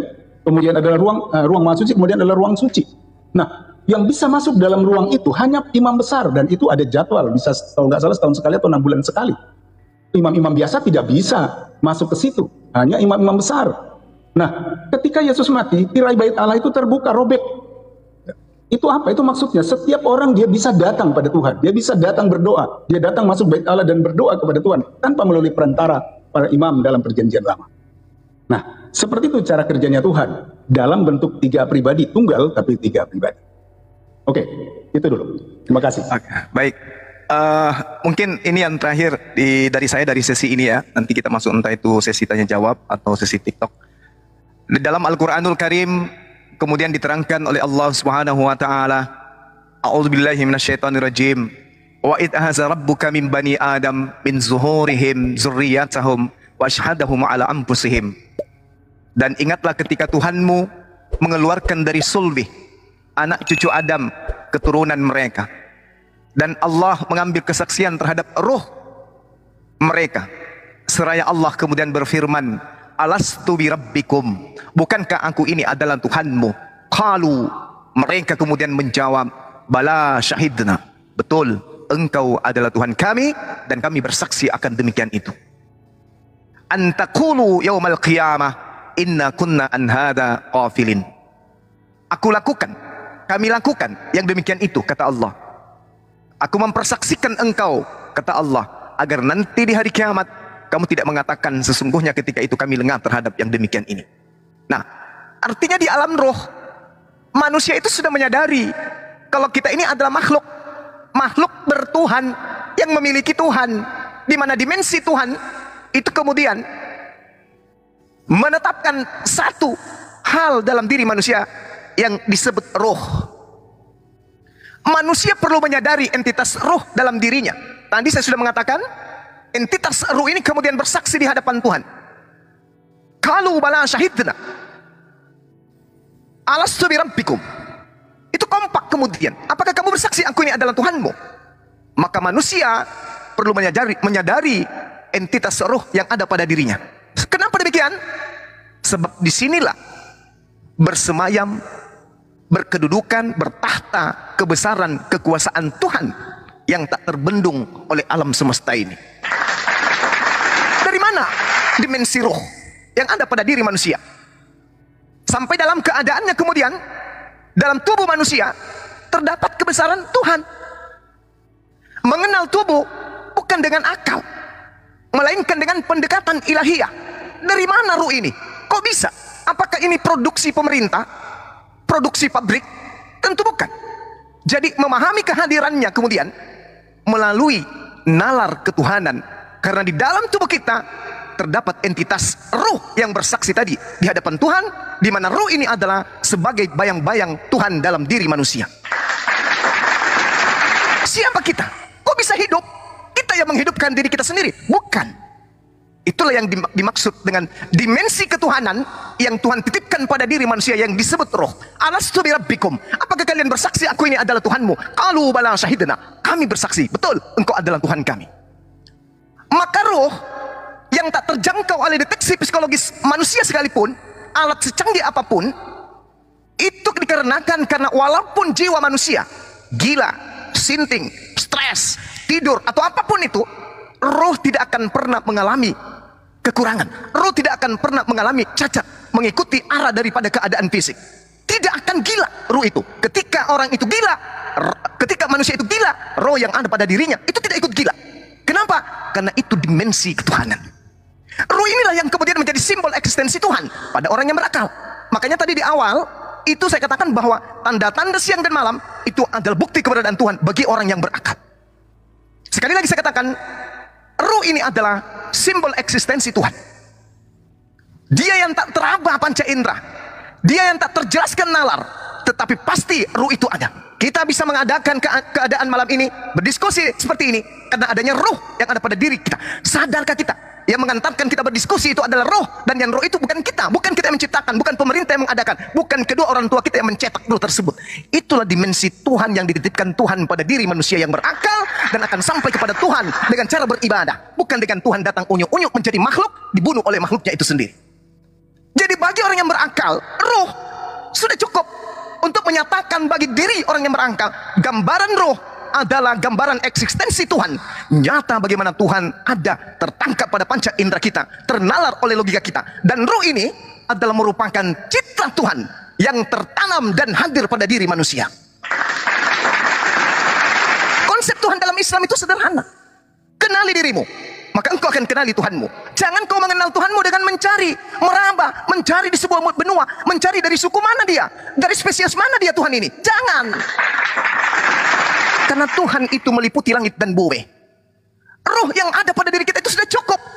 Karena roh itu tidak pernah tunduk pada ketetapan akal. Roh tidak pernah tunduk pada ketetapan akal. Sekali lagi, roh tidak pernah tunduk pada akal manusia. Roh tak tunduk pada penderitaan jiwa manusia. Roh hanya mengikuti kehendak-kehendak absolut sebagai pembimbingnya. Roh yang dahulu pernah bertemu langsung dengan Allah berdasarkan Al-Quran dalam surah Al-Araf ayat 172 yang saya bacakan tadi, itu sebelum tertanam dalam diri manusia sudah berjanji mengakui adanya Allah, bahwa Allah adalah entitas agung penggerak alam semesta yang tidak memiliki kelemahan, yang tidak memiliki kekurangan, dan mustahil kemudian dia masuk dalam tataran makhluk. Itulah Allah. Jadi semua yang digariskan dan digambarkan oleh saudara kita pendeta kita hargai, karena itu berbicara mengenai dimensi ketuhanan dalam perspektif agama Kristen. Tapi dalam hal ini izinkan saya berbicara konsep Tuhan dalam perspektif umat Islam.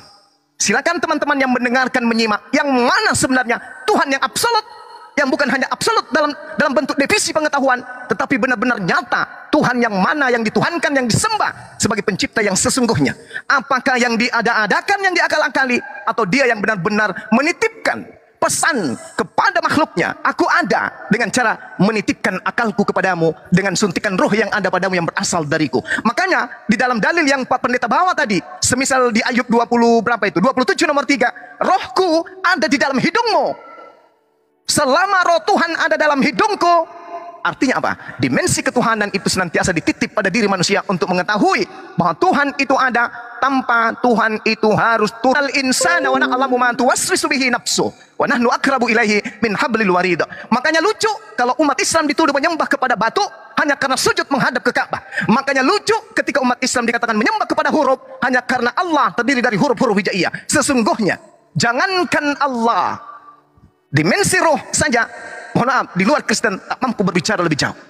Sekira begitu, sebagai penutup dari saya, kembali saya serahkan sesi ke Pak Pendeta kita sekali ini. Kalau misalnya masih mau lanjut tanya jawab silakan, atau kita mau akhiri juga silakan. Demikian teman-teman sekalian. Ya. Oke, terima kasih. Mantap. Beberapa bagian itu sama. Kalau bicara tentang roh itu sama. Roh itu adalah pelita Tuhan. Jadi manusia berkomunikasi dengan Tuhan melalui roh. Karena roh itu nafas dalam Kejadian 2 ayat 7. Tetapi dasar utama dari kami melihat bahwa manusia itu tidak dapat datang menghampiri Tuhan hanya karena berdasarkan dengan roh yang diberikan oleh Tuhan itu. Karena manusia telah melanggar firman Tuhan, telah berdosa, dan Roma 3:23, manusia telah jatuh ke dalam dosa dan kemuliaan Tuhan telah hilang. Dan tadi saya baca dulu ya apa yang dikutip oleh Bang Zuma, Ayub yang hidup, yang tidak memberi keadilan kepadaku, dan demi yang maha kuasa yang memedikan hatiku, selama nafasku masih ada padaku, dan roh Allah masih di dalam lubang hidungku, maka bibirku sungguh-sungguh tidak akan mengucapkan kecurangan, dan lidahku tidak akan melahirkan tipu daya. Ayub adalah salah satu manusia yang pernah mengalami ujian dari Tuhan, yang tidak ada dua manusia di dunia yang bisa sama seperti Ayub, karena penderitaan yang begitu luar biasa yang diizinkan Tuhan untuk dilakukan oleh iblis. Sehingga Ayub, karena dia takut akan Tuhan, maka dia berkata, selama nafas masih ada padaku. Jadi itu nafas itu, nefes khaya dalam bahasa Ibrani dalam Kejadian 2 ayat 7, maka itu adalah bagian dari Tuhan yang diberikan kepada kita manusia, agar manusia itu bisa berkomunikasi dengan Tuhan. Tetapi karena adanya pelanggaran dari Adam di Taman Eden, maka dosa itu diwariskan dari generasi ke generasi. Sehingga manusia tidak bisa lagi menghadap Tuhan. Hanya beberapa orang yang tertulis dalam Alkitab seperti Musa, yang kemudian bisa berada di Gunung Sinai. Itu pun dia harus berpuasa 40 hari 40 malam, tapi dia pun tidak melihat wajah Tuhan. Dia hanya melihat punggung tangan Tuhan yang menulis aturan perintah-perintah hukum Taurat di sebuah batu. Nah, dosa ini dalam Yesaya pasal 59, saya baca dulu ya, Yesaya 59. Oke, dosa adalah penghambat keselamatan. Sesungguhnya tangan Tuhan tidak kurang panjang untuk menyelamatkan, dan pendengarannya tidak kurang tajam untuk mendengar. Tetapi yang merupakan pemisah antara kamu dengan Allahmu ialah segala kejahatanmu, dan yang membuat dia menyembunyikan diri di hadapan kamu sehingga ia tidak mendengar ialah dosamu. Nah, dosa ini, pelanggaran ini yang disebut dosa, pelanggaran akan hukum Tuhan, dalam bahasa Ibrani khata dan dalam bahasa Yunani hamartia, ini yang membuat manusia tidak bisa datang pada Tuhan, walaupun dia memiliki nafas yang notabene adalah pemberian Tuhan. Di Kejadian 2 itu saya ulang-ulang. Tapi tidak ada satu manusia yang mampu menghampiri Tuhan dengan kekuatan dan kemampuannya sendiri, apalagi dengan kemampuan cara berpikir, akal. Ingat baik-baik, tadi sudah dijelaskan. Ada dua makro ya, makrokosmos alam semesta ini, dan kemudian ada mikrokosmos. Mikrokosmos itu adalah dunia kecil. Siapa itu dunia kecil? Itu manusia. Dan manusia itu tidak bisa dapat datang pada Tuhan dengan segala kemampuan berpikirnya yang terbatas itu. Selain dari Tuhan harus datang pada manusia untuk memulihkan keadaan manusia dengan cara mati di atas bukit Golgota, sehingga dosa itu dihapuskan dan manusia tidak memiliki beban lagi yang membuat dia takut melihat Tuhan seperti melihat hantu. Bangsa Israel, kenapa mereka tidak berani menyebut nama Tuhan mereka yang notabene bisa disebut dalam Keluaran pasal 20? Jangan menyebut nama Tuhan Allahmu dengan sembarangan. Nah, dikatakan di sana tidak boleh menyebut nama Tuhan Allahmu dengan sembarangan. Dengan pengertian adalah kalau kita menyebut nama Tuhan itu tidak boleh dalam hal-hal yang hampa. Tapi kalau kita dalam memuliakan Tuhan, dalam ibadah, dalam penyembahan, kenapa tidak kita menyebut nama Tuhan? Orang Israel tidak berani menyebutnya. Kenapa? Karena Tuhan itu terlalu kudus dan manusia itu terlalu berdosa. Satu-satunya cara Tuhan untuk manusia bisa dikembalikan kepada posisi semula sebagai orang-orang yang ditebus adalah dengan dia harus datang ke dalam dunia, dia menjelma menjadi manusia, memiliki dua hakikat Tuhan dan manusia, dan kemudian dia mati di atas bukit Golgota sesuai dengan nubuat-nubuat dalam perjanjian lama tentang kedatangan Yesus, dan akhirnya manusia mendapatkan pengampunan. Sehingga Yohanes 3 ayat yang ke-16, karena begitu besar kasih Allah akan dunia ini sehingga sehingga ia mengaruniakan anaknya yang tunggal, supaya setiap orang yang percaya padanya tidak binasa tapi beroleh hidup yang kekal. Jadi kehadiran Tuhan dalam kehidupan manusia, ya. Jadi saya tidak membantah atau menolak membantah apa yang dikatakan Bang Zuma tadi, bahwa Tuhan itu nggak perlu datang unyu-unyu, ya, harus lahir jadi manusia. Itu yang saya bilang, pemahaman manusia itu yang disebut dengan kebenaran relatif, ya. Jadi ada kebenaran absolut, setiap pekerjaan Tuhan, apa yang dilakukan oleh Tuhan itu adalah kebenaran absolut, tak terbantahkan. Tapi apa yang dipahami oleh manusia yang terbatas ini, yang otak hanya sebesar gumpalan tangan, itu tidak bisa memahami rencana Tuhan. Itu sehingga ada yang namanya kebenaran relatif, ya. Benar bagi saya itu belum tentu benar bagi Bang Zuma, bagi saudara-saudara Muslim, ya. Benar bagi Abang juga belum tentu benar bagi saya. Tetapi kalau kita pada eksistensi absolutnya Tuhan, oh itu ada persamaan, ya, karena Tuhan tidak dapat dijangkau, tidak dapat diraba, tidak ada perubahan-perubahan waktu padanya, tidak dapat diintervensi, dia bergerak menurut kehendaknya sendiri. Jadi ketika faham yang disampaikan oleh Bang Zuma tadi, bahwa manusialah dengan akal roh yang diberikan oleh Tuhan, itu datang pada Tuhan dengan akal, maka kemudian Tuhan bisa menerima, lalu manusia bisa layak di hadapan Tuhan. Nah, itu konsep dari Muslim. Dari kami tidak demikian. Karena manusia tidak, selama manusia tidak mengakui pengampunan dari Tuhan Yesus melalui darah kematian di Bukit Golgota, maka kita tidak mendapatkan pengampunan dan kita tidak bisa datang pada Tuhan dengan kekuatan apapun atau dengan alasan membawa korban apapun, karena tidak berlaku lagi korban sembelihan yang ada, yang hukum-hukum seremonial yang saya katakan kemarin. Jadi seperti itu, ya. Jadi manusia telah jatuh dalam dosa, Roma 3:23, dan hilang kemuliaan Tuhan, dan oleh, saya baca dulu ayatnya, ya, Roma pasal 3 ayat yang ke-23. Oke. Ya, kita lihat mulai ayat yang ke-21. Tetapi sekarang tanpa hukum Taurat, kebenaran Allah telah dinyatakan seperti yang disaksikan dalam kitab Taurat dan kitab para nabi, yaitu kebenaran Tuhan karena iman dalam Yesus Kristus bagi semua orang yang percaya, sebab tidak ada perbedaan. Karena semua orang telah berbuat dosa dan telah hilang kemuliaan Allah, dan oleh kasih karunia telah dibenarkan dengan cuma-cuma karena penebusan dalam Kristus Yesus. Ayat 25. Kristus Yesus telah ditentukan Allah menjadi jalan pendamaian karena iman dalam darahnya. Hal ini dibuatnya untuk menunjukkan keadilannya karena ia telah membiarkan dosa-dosa yang terjadi dahulu pada masa kesabarannya. Jadi itu konsep yang saya dapat jelaskan menurut konsep ketuhanan dari umat Kristen. Tuhan tunggal tapi bekerja dalam 3 pernyataan, sebagai Bapa pencipta, sebagai Yesus anak turun sebagai manusia untuk menebus dosa, dan sebagai Roh Kudus dia tinggal di dalam manusia, memberi kekuatan kemampuan sehingga manusia mampu menghadapi berbagai tantangan dan selalu berada di jalannya Tuhan itu sendiri. Oke, terima kasih. Ini dapat saya sampaikan dan saya kembalikan selanjutnya sama Bang Suma atau moderator. Oke, terima kasih Pak Pendeta. Bisa ditanggapi dulu Bang Juma, habis ini mungkin penekanan tanya jawab. Silakan Bang Juma.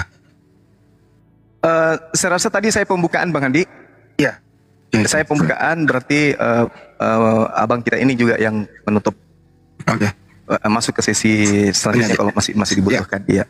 Boleh. Silakan Pak Pendeta, izin boleh sesi tanya jawab penekanan ya Pak Pendeta ya. Oke, boleh ya.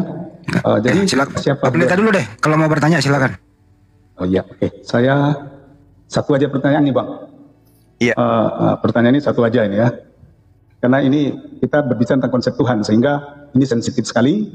Jadi kalau kita memberikan banyak pertanyaan-pertanyaan, khawatir kalau bisa kita sampai ke seleolida, itu akan berdampak negatif bagi hubungan antara Muslim dan Kristen. Karena ini bicara Tuhan. Kalau hal-hal lain mungkin bisa. Jadi satu aja. Mohon izin, Bang Zuma. Siap. Konsep Tuhan saya sudah dengar tadi jelas bahwa itu tunggal, esa. Tapi saya membaca beberapa terjemahan Quran seperti dalam Al-Quran Al-Baqarah 23, Al-Hijr 09, kemudian surat Yasin 77 sampai 79. Allah itu berkata kami.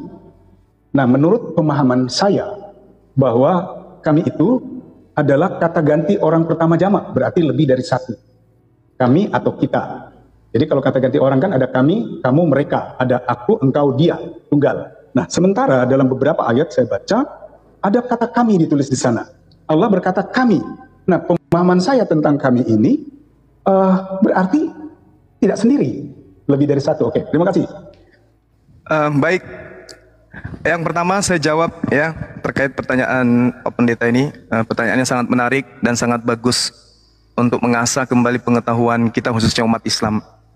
Di dalam Al-Qur'anul Karim Allah Subhanahu wa taala menjelaskan, A'udzubillahi minasyaitonirrajim, wa ma arsalna min qablika mir rasulin illa nuhi ilaihi annahu la ilaha illa ana fa'buduni.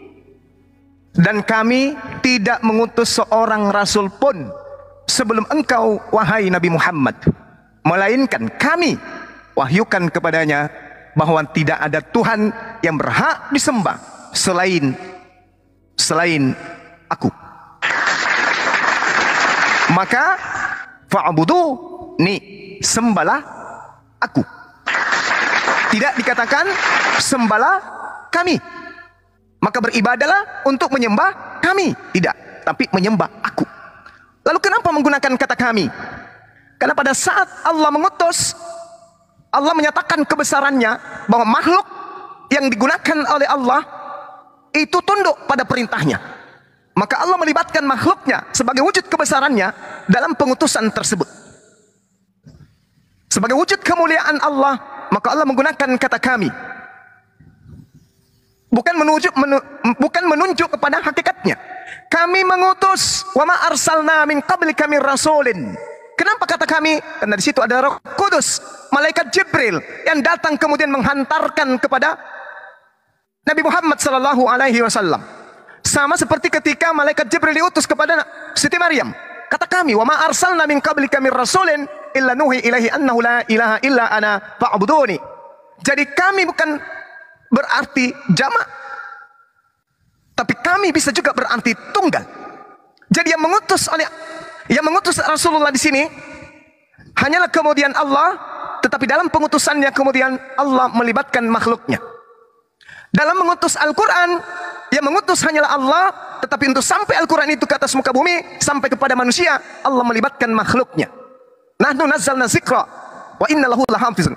kamilah yang mewahyukan Al-Quran. Kenapa kata kami? Sumber Al-Quran aku, wahyu itu sampai kepada Nabi Muhammad melibatkan makhlukku yaitu Roh Kudus, maka Allah menggunakan kata kami. Wa ma arsalna min qablika mir rasulin illa nuhi ilaihi annahu la ilaha illa ana fa'buduni. Tapi ketika Allah menginstruksikan makhluknya untuk beribadah, Allah tidak pernah mencerminkan beribadah kepada Tuhan yang jamak, tetapi Allah senantiasa perintahnya ana, aku. Tidak pernah dia mengatakan nahnu, tapi ana, aku. Contoh, pembuktian bahwa kata kami atau nahnu atau Elohim itu tidak mesti adalah jamak, kita lihat di dalam Keluaran 7 nomor 1. Di dalam kitab Keluaran 7, di situ jelas terurai bagi kita yang belajar tentang ini. Berfirmanlah Tuhan kepada Musa, lihat, aku mengangkat engkau sebagai apa? Sebagai Elohim. Elohim itu jamak. Apakah Nabi Musa banyak? Tidak. Nabi Musa itu cuma satu. Kenapa harus Elohim? Kenapa tidak Eloh? Satu saja. Tapi kenapa Elohim? Itu jamak itu.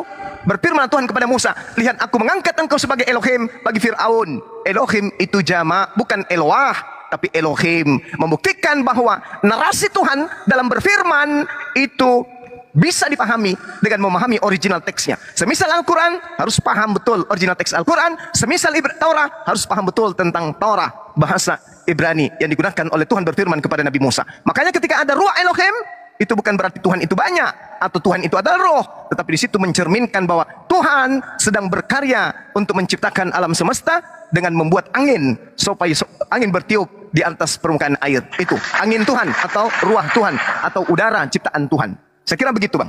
Demikian dari saya. Iya, oke, terima kasih. Ya. Saya terima jawabannya ya.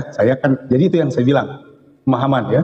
Jadi saya berpikir karena menggunakan kata ganti orang pertama jamak, siapa tahu, jangan-jangan juga ada paham, bukan hanya tunggal saja, tapi ada yang lain ya. Tapi ketika Abang menjelaskan, saya terima, itu benar. Oke. Iya, mungkin giliran saya bertanya satu pertanyaan. Nah, boleh, ya. boleh. Baik. Di dalam kitab Perjanjian Lama, Yesaya 43 nomor 10. Kamu inilah saksi-saksiku. Jadi Tuhan mengangkat saksi kemudian, demikianlah firman Tuhan.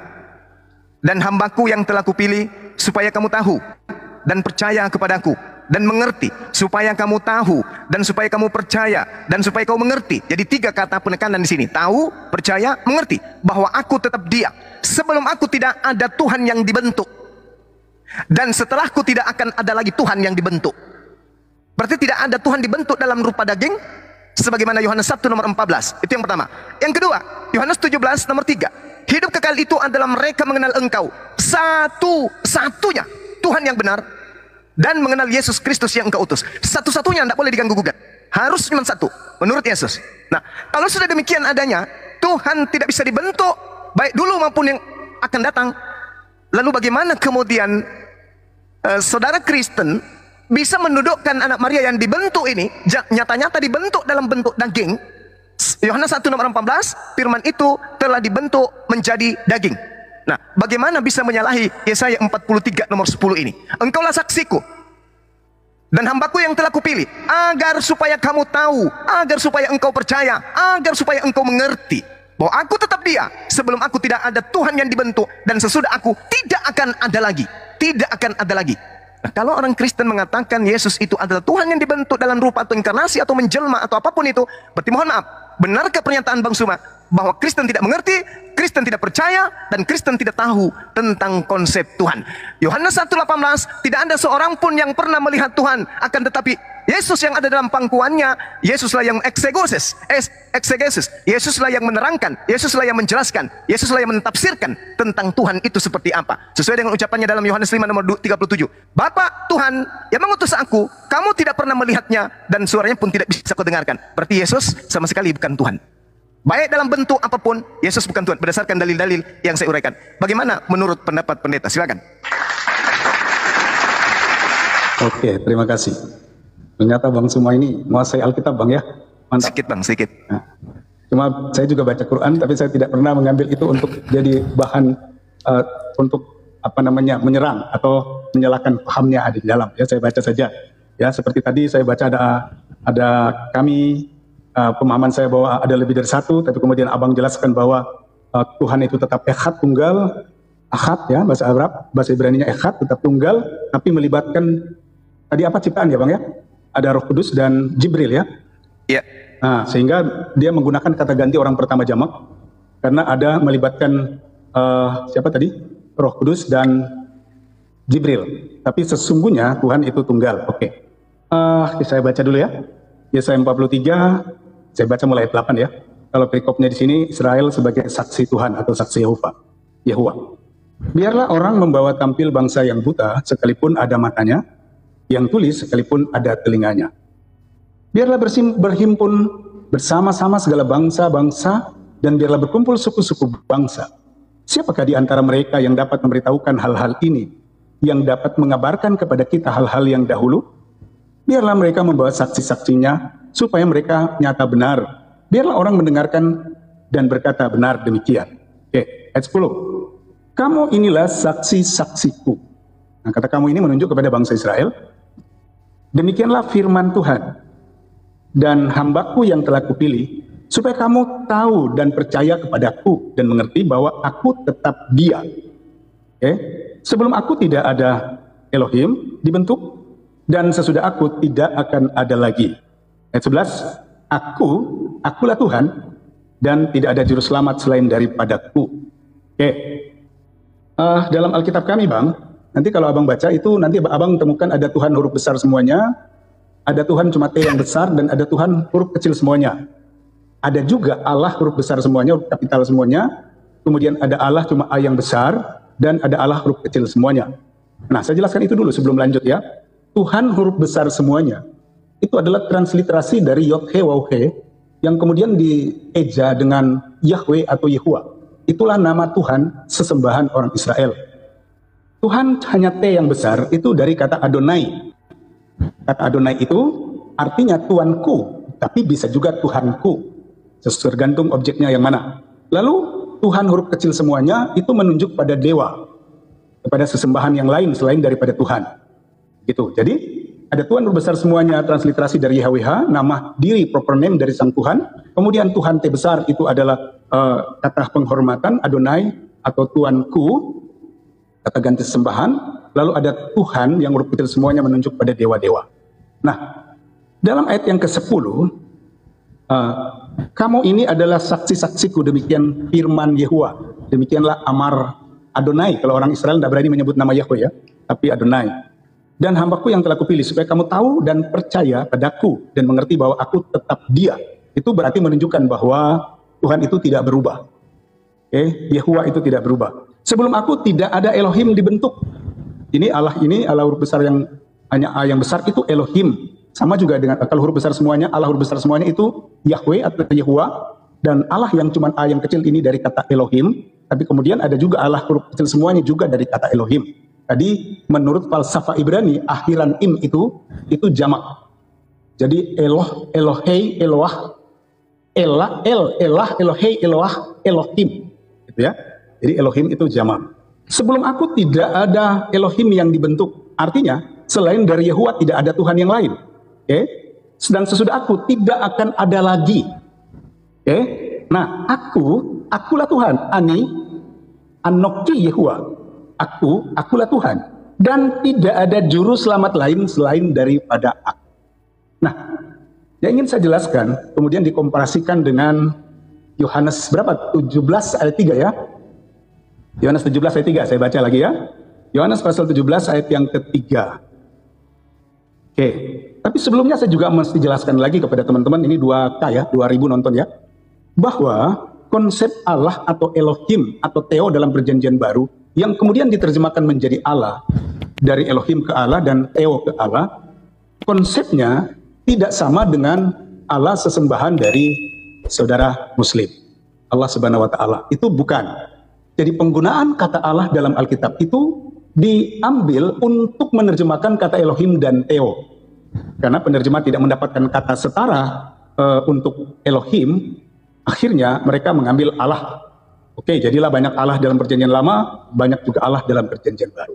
Nah, Yohanes 17 ayat yang ketiga. Inilah hidup yang kekal itu, yaitu bahwa mereka mengenal engkau. Engkau ini menunjuk pada Bapa, satu-satunya Allah yang benar. Jadi kalau satu-satunya Allah yang benar, ini bukan Allah Subhanahu wa taala ya, bukan ya? Bukan. Ini Bapa tadi yang saya jelaskan tadi, Bapa, Putra dan Roh Kudus. Dan mengenal Yesus Kristus yang telah engkau utus. Engkau ini juga masih menunjuk kepada Elohim tadi ya, atau Theo tadi. Nah, konteks daripada ayat ini adalah doa Yesus kepada murid-muridnya. Jadi ini satu ayat sampai dengan ayat 1 sampai dengan ayat 26 ya. Ini tentang doa Yesus untuk murid-muridnya. Nah, dia berkata bahwa hidup yang kekal itu adalah mengenal engkau, satu-satunya Allah yang benar, atau Theo yang benar, Elohim yang benar, Tuhan yang benar. Tapi bukan Tuhan yang dimaksud dalam sesembahan dari yang saya hormati, sesembahan dari umat Muslim. Ya. Dan mengenal Yesus Kristus yang telah engkau utus. Jadi Tuhan itu datang ke dalam dunia. Memang tidak masuk akal ya. Karena memang agama kami lebih banyak hal yang tidak masuk akal. Karena kalau sudah bicara iman memang nggak masuk akal ya. Sulit diterima dengan akal. Tapi itulah konsepnya. Bahwa Tuhan itu datang. Kata yang digunakan di sini mengutus berbeda dengan terjemahan bahasa Indonesia KBBI. Berarti yang mengutus tidak hadir, tidak ada bersama dengan yang diutus. Itu kalau Kamus Besar Bahasa Indonesia. Tetapi kata utus di sini berbeda pengertiannya. Kata utus di sini memiliki pengertian bahwa pengutus dengan yang diutus itu ada bersama. Mungkin ini nggak masuk akal ya. Sama dengan tadi kata ganti menurut Kamus Besar Bahasa Indonesia, kami itu kata ganti orang pertama jamak. Tapi kemudian bisa dijelaskan seperti tadi bahwa Tuhan tetap tunggal cuma melibatkan ciptaannya sehingga dia menyebut kami. Oke, dan saya tidak bantah itu Bang ya. Nah, jadi ketika Yesus berkata, aku diutus, bukan berarti bahwa dia ini sebuah pribadi sendiri dan kemudian Tuhan mengutus. Tidak demikian pengertiannya Bang. Tapi kata mengutus di situ memiliki pengertian bahwa dia bersama, pengutus dan diutus itu bersama-sama. Oke, itu. Kemudian tadi ada kitab apa lagi Bang? Saya lupa tadi. Yang mana Bang? Iya, ada iya. Sesudah Yohanes 17 ada lagi kitab apa tadi? Keluaran 7. Nomor 1, bukan? Bukan, yang tadi di pertanyaan kan ada kayaknya ada 3 ayat tadi. Selain dari Yesaya 43, kemudian Yohanes 17 ayat 3, ada lagi satu tadi, saya lupa tadi ya. Bang Ada nggak teman-teman? Ada cuma 2 tadi. Iya, cuma 2. Cuma 2. Oh, cuma 2 ya, oke. Jadi itulah jawaban dari saya, Bang Zuma, bahwa memang tidak ada Tuhan yang lain, satu saja. Makanya dia yang turun jadi manusia, menjelma jadi manusia, dia juga Tuhan itu. Setelah Yesus mati di salib, hakikat manusianya selesai dan dia kembali ke tempatnya sebagai Bapa di surga. Makanya saya jelaskan tadi ada Bapa, ada Putra dan Roh Kudus. Jadi ketika Yesus bilang satu-satunya Allah yang benar, nah itu Bapa.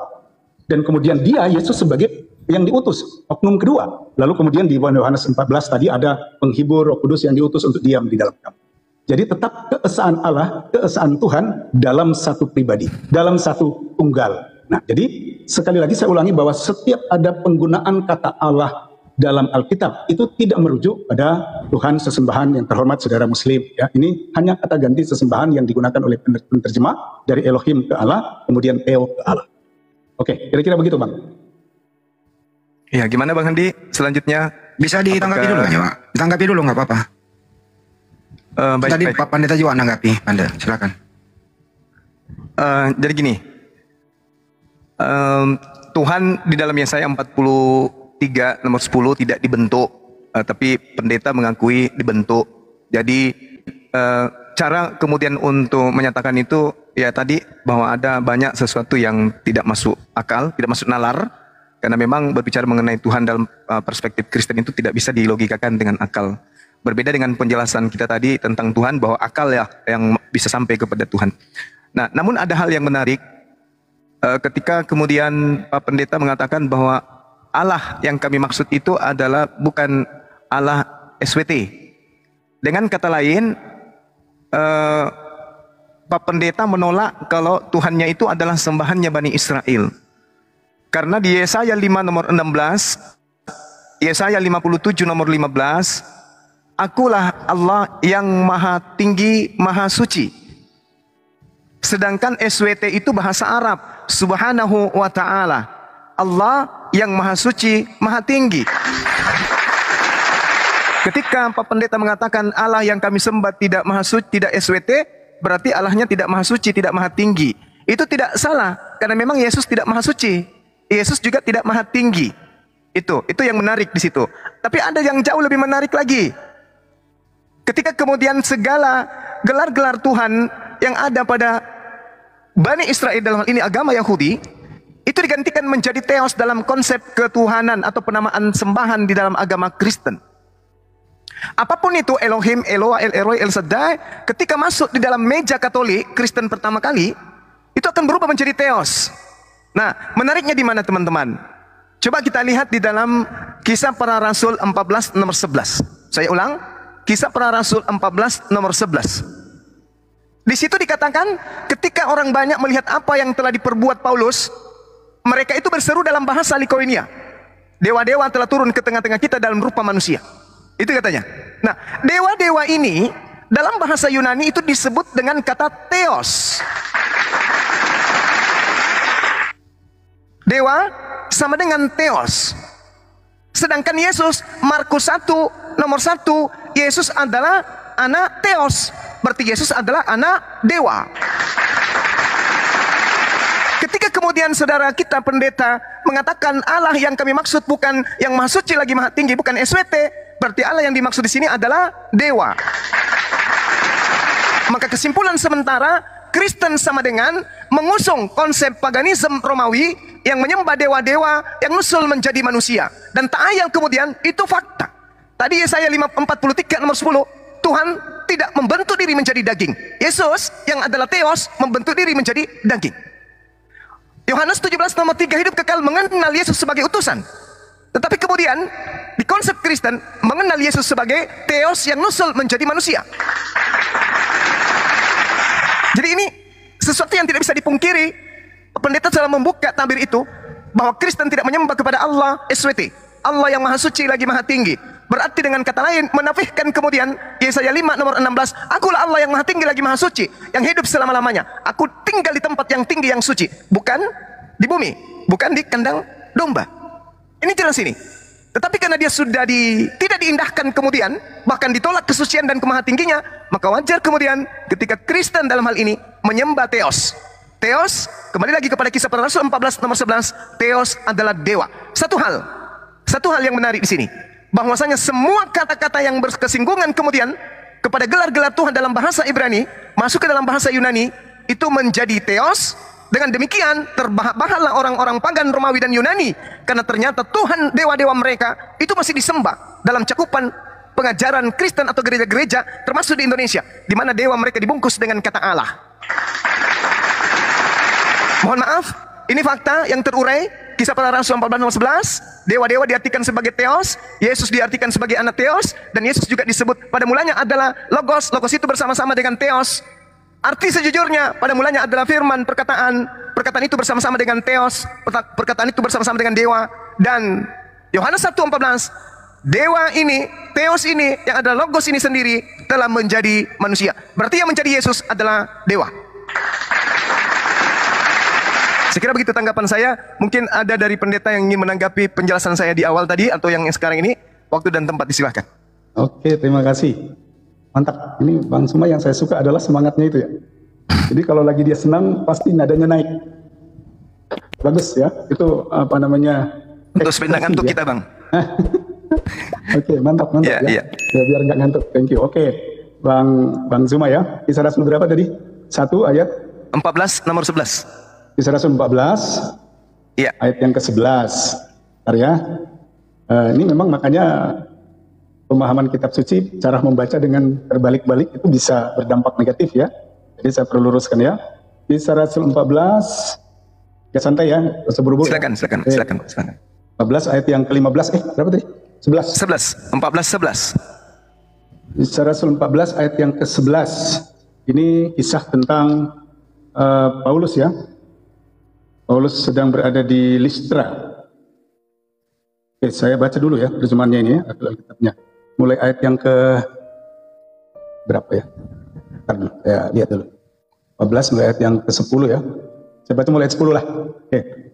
Lalu kata Paulus dengan suara nyaring, berdirilah tegak di atas kakimu. Dan orang itu melonjak berdiri, lalu berjalan kian kemari. Ketika orang banyak melihat apa yang telah diperbuat Paulus, mereka itu berseru dalam bahasa Likoania. Dewa-dewa telah turun ke tengah-tengah kita dalam rupa manusia. Oke, ini yang ngomong ini orang Listra ya. Orang Listra Bang. Gitu, lalu abang bilang dewa itu theos ya. Ayat yang ke-11. Ayat yang ke-11. Ya. Jadi abang bilang karena itu theos ya. Jadi berarti Yesus itu yang bekerja itu dewa. Oke. Saya sudah katakan tadi Bang bahwa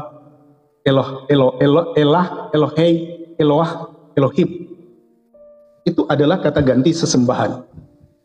Kalau abang belajar baca di ensiklopedia, Elohim itu juga dari kata El itu juga dewa orang Kanaan. Oke. Lalu diadopsi menjadi kata ganti sesembahan. Nah, jika kata ganti sesembahan menggunakan Allah, yang kemudian abang bilang itu dewa, karena menafikan Yesaya 53 tadi, ini pandangan yang keliru Bang. Tidak sesuai dengan apa yang dimaksud dengan kitab suci ini. Oke. Jadi kata ganti sesembahan itu, saya bilang tadi kenapa Melchizedek itu menggunakan Allah? Karena dia menganggap bahwa Allah itu setara dengan Elohim, sehingga digunakanlah ini. Tapi memang kalau kita pelajari sejarah, Allah itu juga dari kata El, dan itu dewa.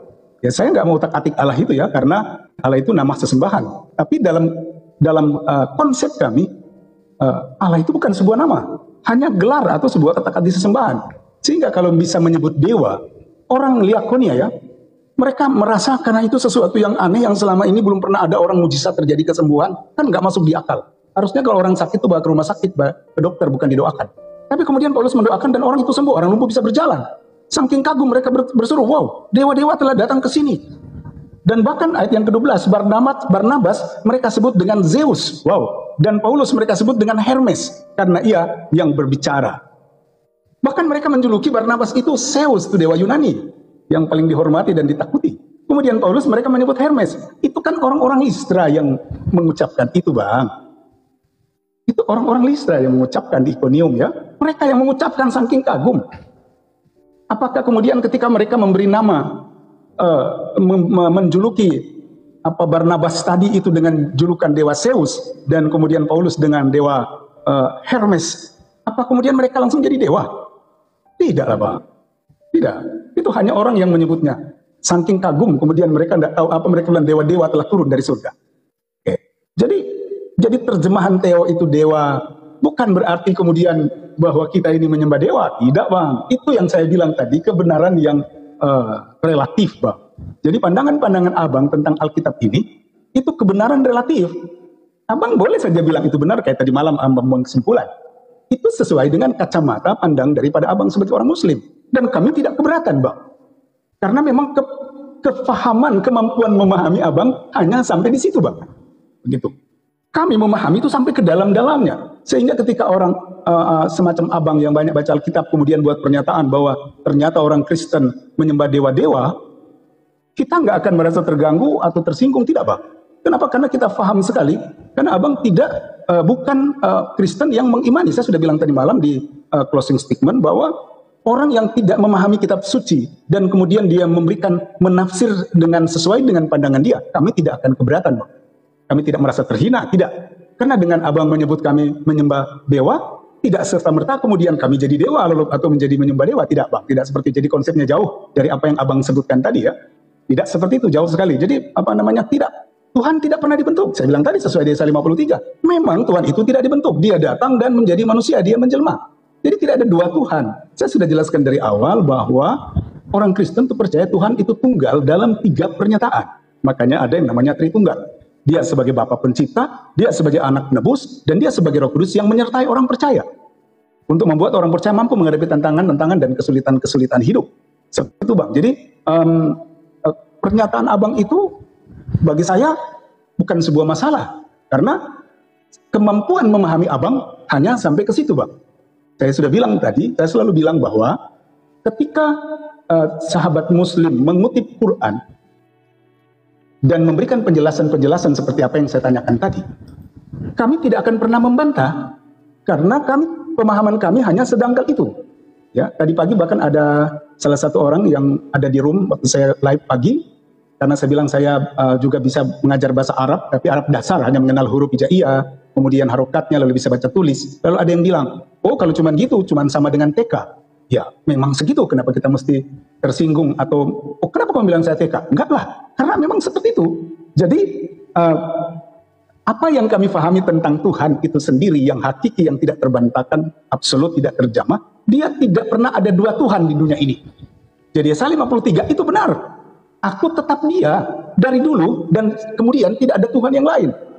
Jadi Yesus itu makanya namanya dalam bahasa Ibrani itu Yesua. Yesua itu dari dua kata, YHWH, Yehuwa, dan Shua itu artinya keselamatan. Jadi Yesua artinya Yahweh, sang penyelamat. Jadi bukan dua Tuhan, satu pribadi yang datang dan kemudian dia menjelma menjadi manusia.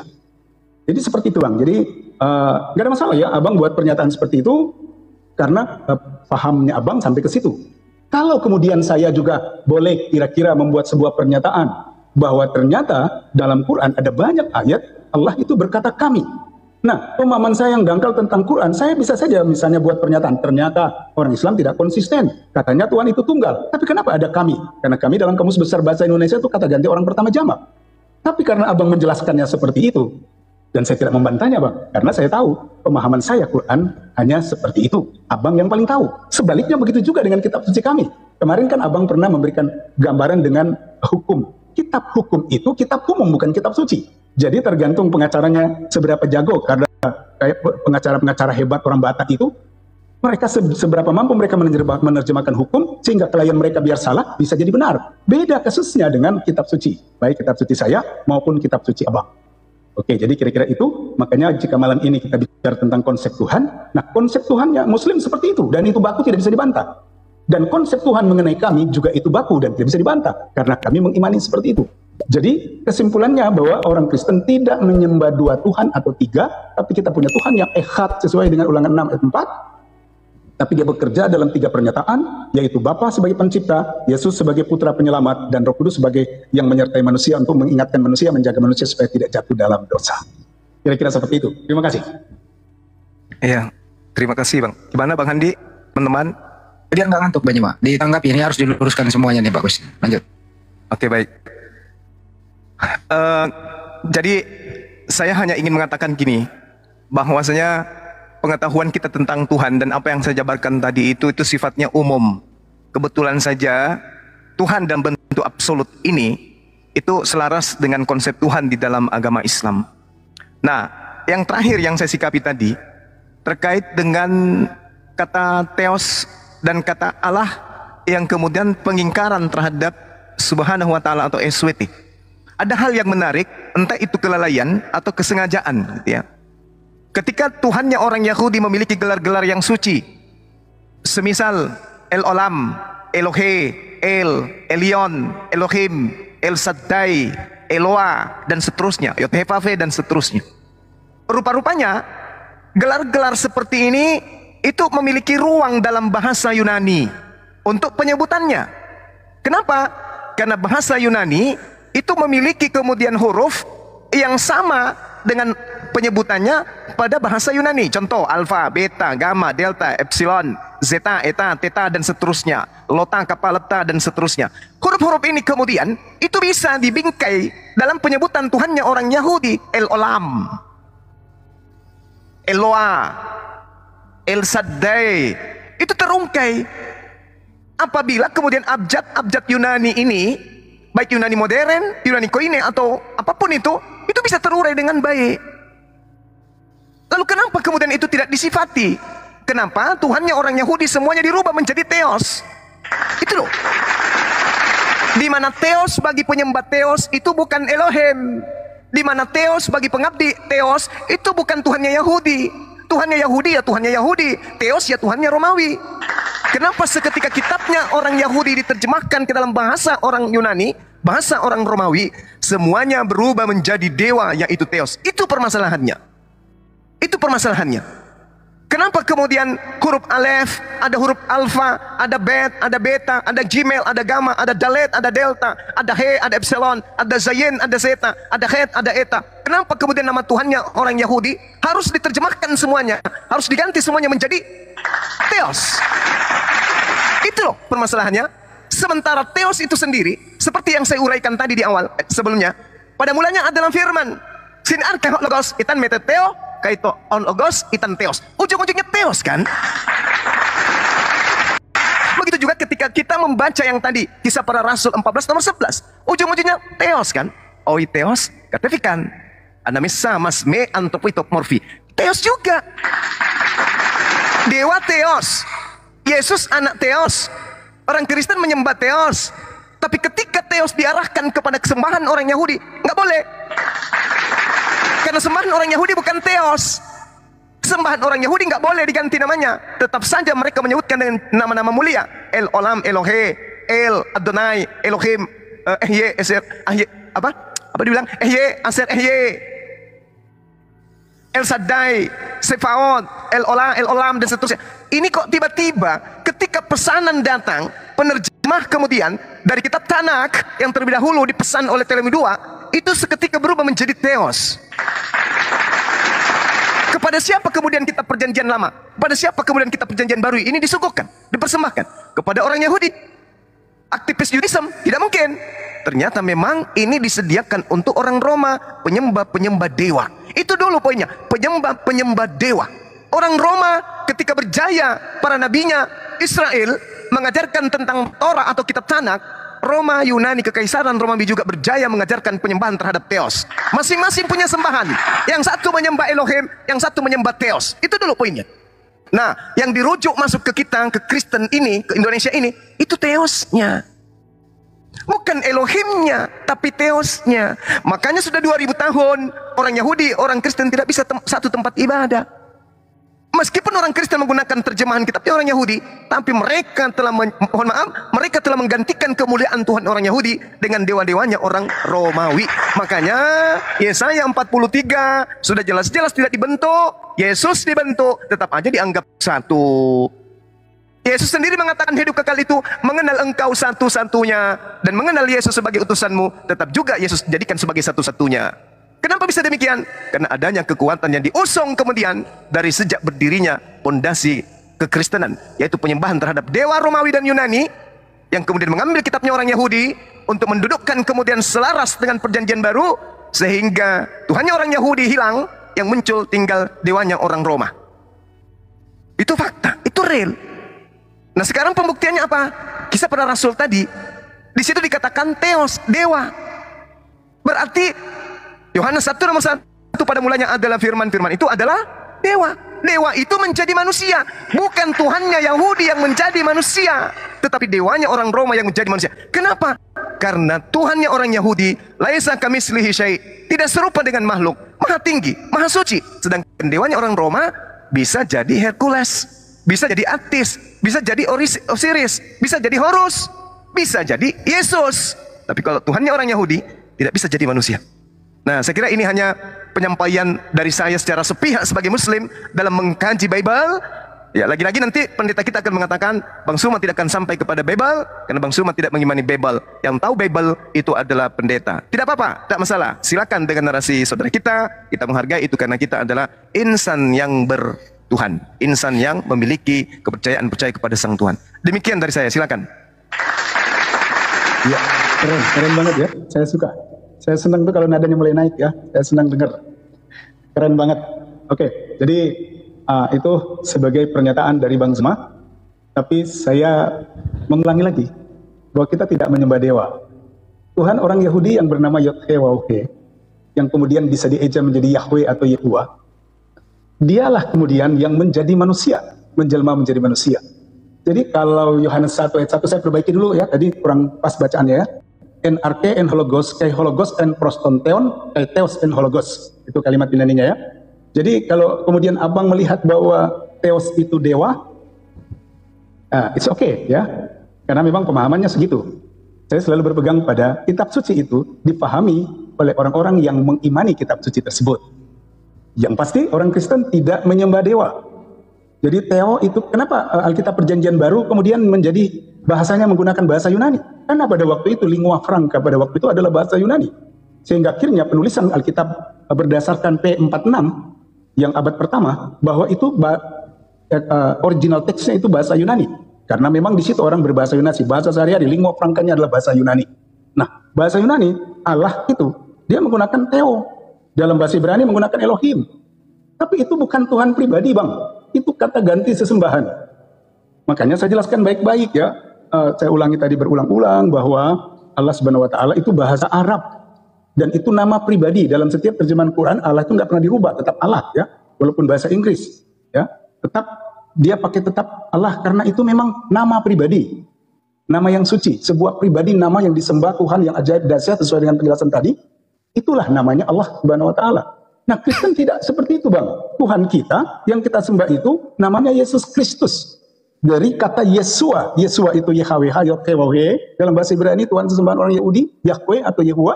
Kemudian dia datang menjelma jadi manusia, maka nama aslinya adalah Yesua. Yesua itu Yehua sang penyelamat. Begitu. Jadi tidak pernah ada dua Tuhan, saya ulangi lagi, seperti itu. Dan kita tidak pernah menyembah dewa.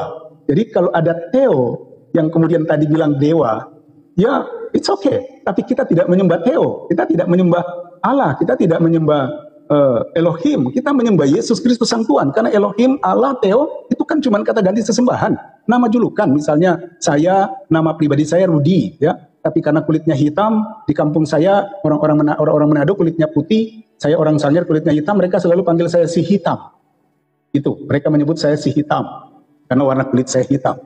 Tapi nama saya aslinya adalah Rudi Maniku yang tidak bisa diubah-ubah. Jadi jika menggunakan kata ganti sesembahan yang tadi digunakan Theo, yang kemudian diterjemahkan dengan Allah, bukan serta-merta lalu kemudian kita menjadi penyembah dewa. Wow, itu tidak seperti itu. Tapi sekali lagi, apa yang disampaikan oleh Bang Zuma itu sesuai dengan apa yang beliau pahami tentang kitab kami orang Kristen. Kami tidak pernah keberatan.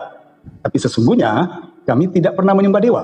Ketika menggunakan Theo atau Allah, tidak serta-merta itu menjadi dewa dan kemudian kami menyembah dewa. Tidak. Tidak seperti itu, konsepnya tidak seperti itu. Makanya dari tadi saya sudah bilang bahwa konsep ketuhanan kita berbeda. Ya. Walaupun ada beberapa yang sama, tapi konsepnya berbeda. Bedanya di banyak, ada banyak ya. Bedanya di Kristen tidak diajarkan untuk membela Tuhan, sementara di saudara Muslim diajarkan untuk membela, berjihad di jalan Allah. Nah, di kita tidak, justru Tuhan yang membela kita. Itu perbedaannya. Kemudian nama sesungguhnya dari Tuhan itu juga beda. Yahweh itu bahasa Ibrani dan tidak ada hubungannya dengan bahasa Arab. Elohim juga itu bahasa Ibrani, tapi kalau Bang Zuma baca di sejarah itu juga diadopsi dari dewa Kanaan. El itu nama dewa yang kemudian diadopsi menjadi kata ganti sesembahan. Tapi bukan serta-merta karena menggunakan itu lalu kemudian kita menyembah itu. Contoh misalnya begini, Bang. Ketika orang-orang membawa Injil di daerah saya, Sangir sana, maka mereka memulai dengan sesembahan orang Sangir. Orang Sangir sebelum beragama, mereka punya dewa sesembahan namanya Mawuruwata. Itu nama dewa, Mawuruwata. Dan mereka mulai menjelaskan dari situ. Lalu sampai sekarang orang-orang Sangir masih tetap kalau dia menyanyi lagu, Oh Mawuruwata, dan sebagainya. Masih tetap dipakai. Tapi bukan berarti masih menyembah dewa. Tidak, nama saja yang digunakan, tapi dewanya kita tidak sembah. Kira-kira begitu, Bang. Terima kasih. Sahabat yang terkasih di dalam nama Tuhan Yesus, kita bersama-sama telah menyaksikan sebuah debat yang sangat menarik dan juga seru, di mana kita bisa melihat para apologet Kristen, mereka sangat dipakai Tuhan secara luar biasa untuk menjadi berkat dan juga terang garam bagi para Ustadz Zuma dan juga kawan-kawannya yang selalu saja mengusik-musik iman kekristenan dengan menggunakan ayat-ayat Alkitab yang mereka tafsirkan sendiri dengan pemikiran mereka sendiri, dan kemudian mereka jadikan hal itu untuk menyerang iman kekristenan. Dan yang menarik, ketika saya menyaksikan keberlangsungan debat tersebut, saya melihat bahwa Ustadz Zuma dan kawan-kawannya ternyata mereka tidak memiliki pemahaman yang benar dan baik tentang siapa Yesus Kristus itu sendiri.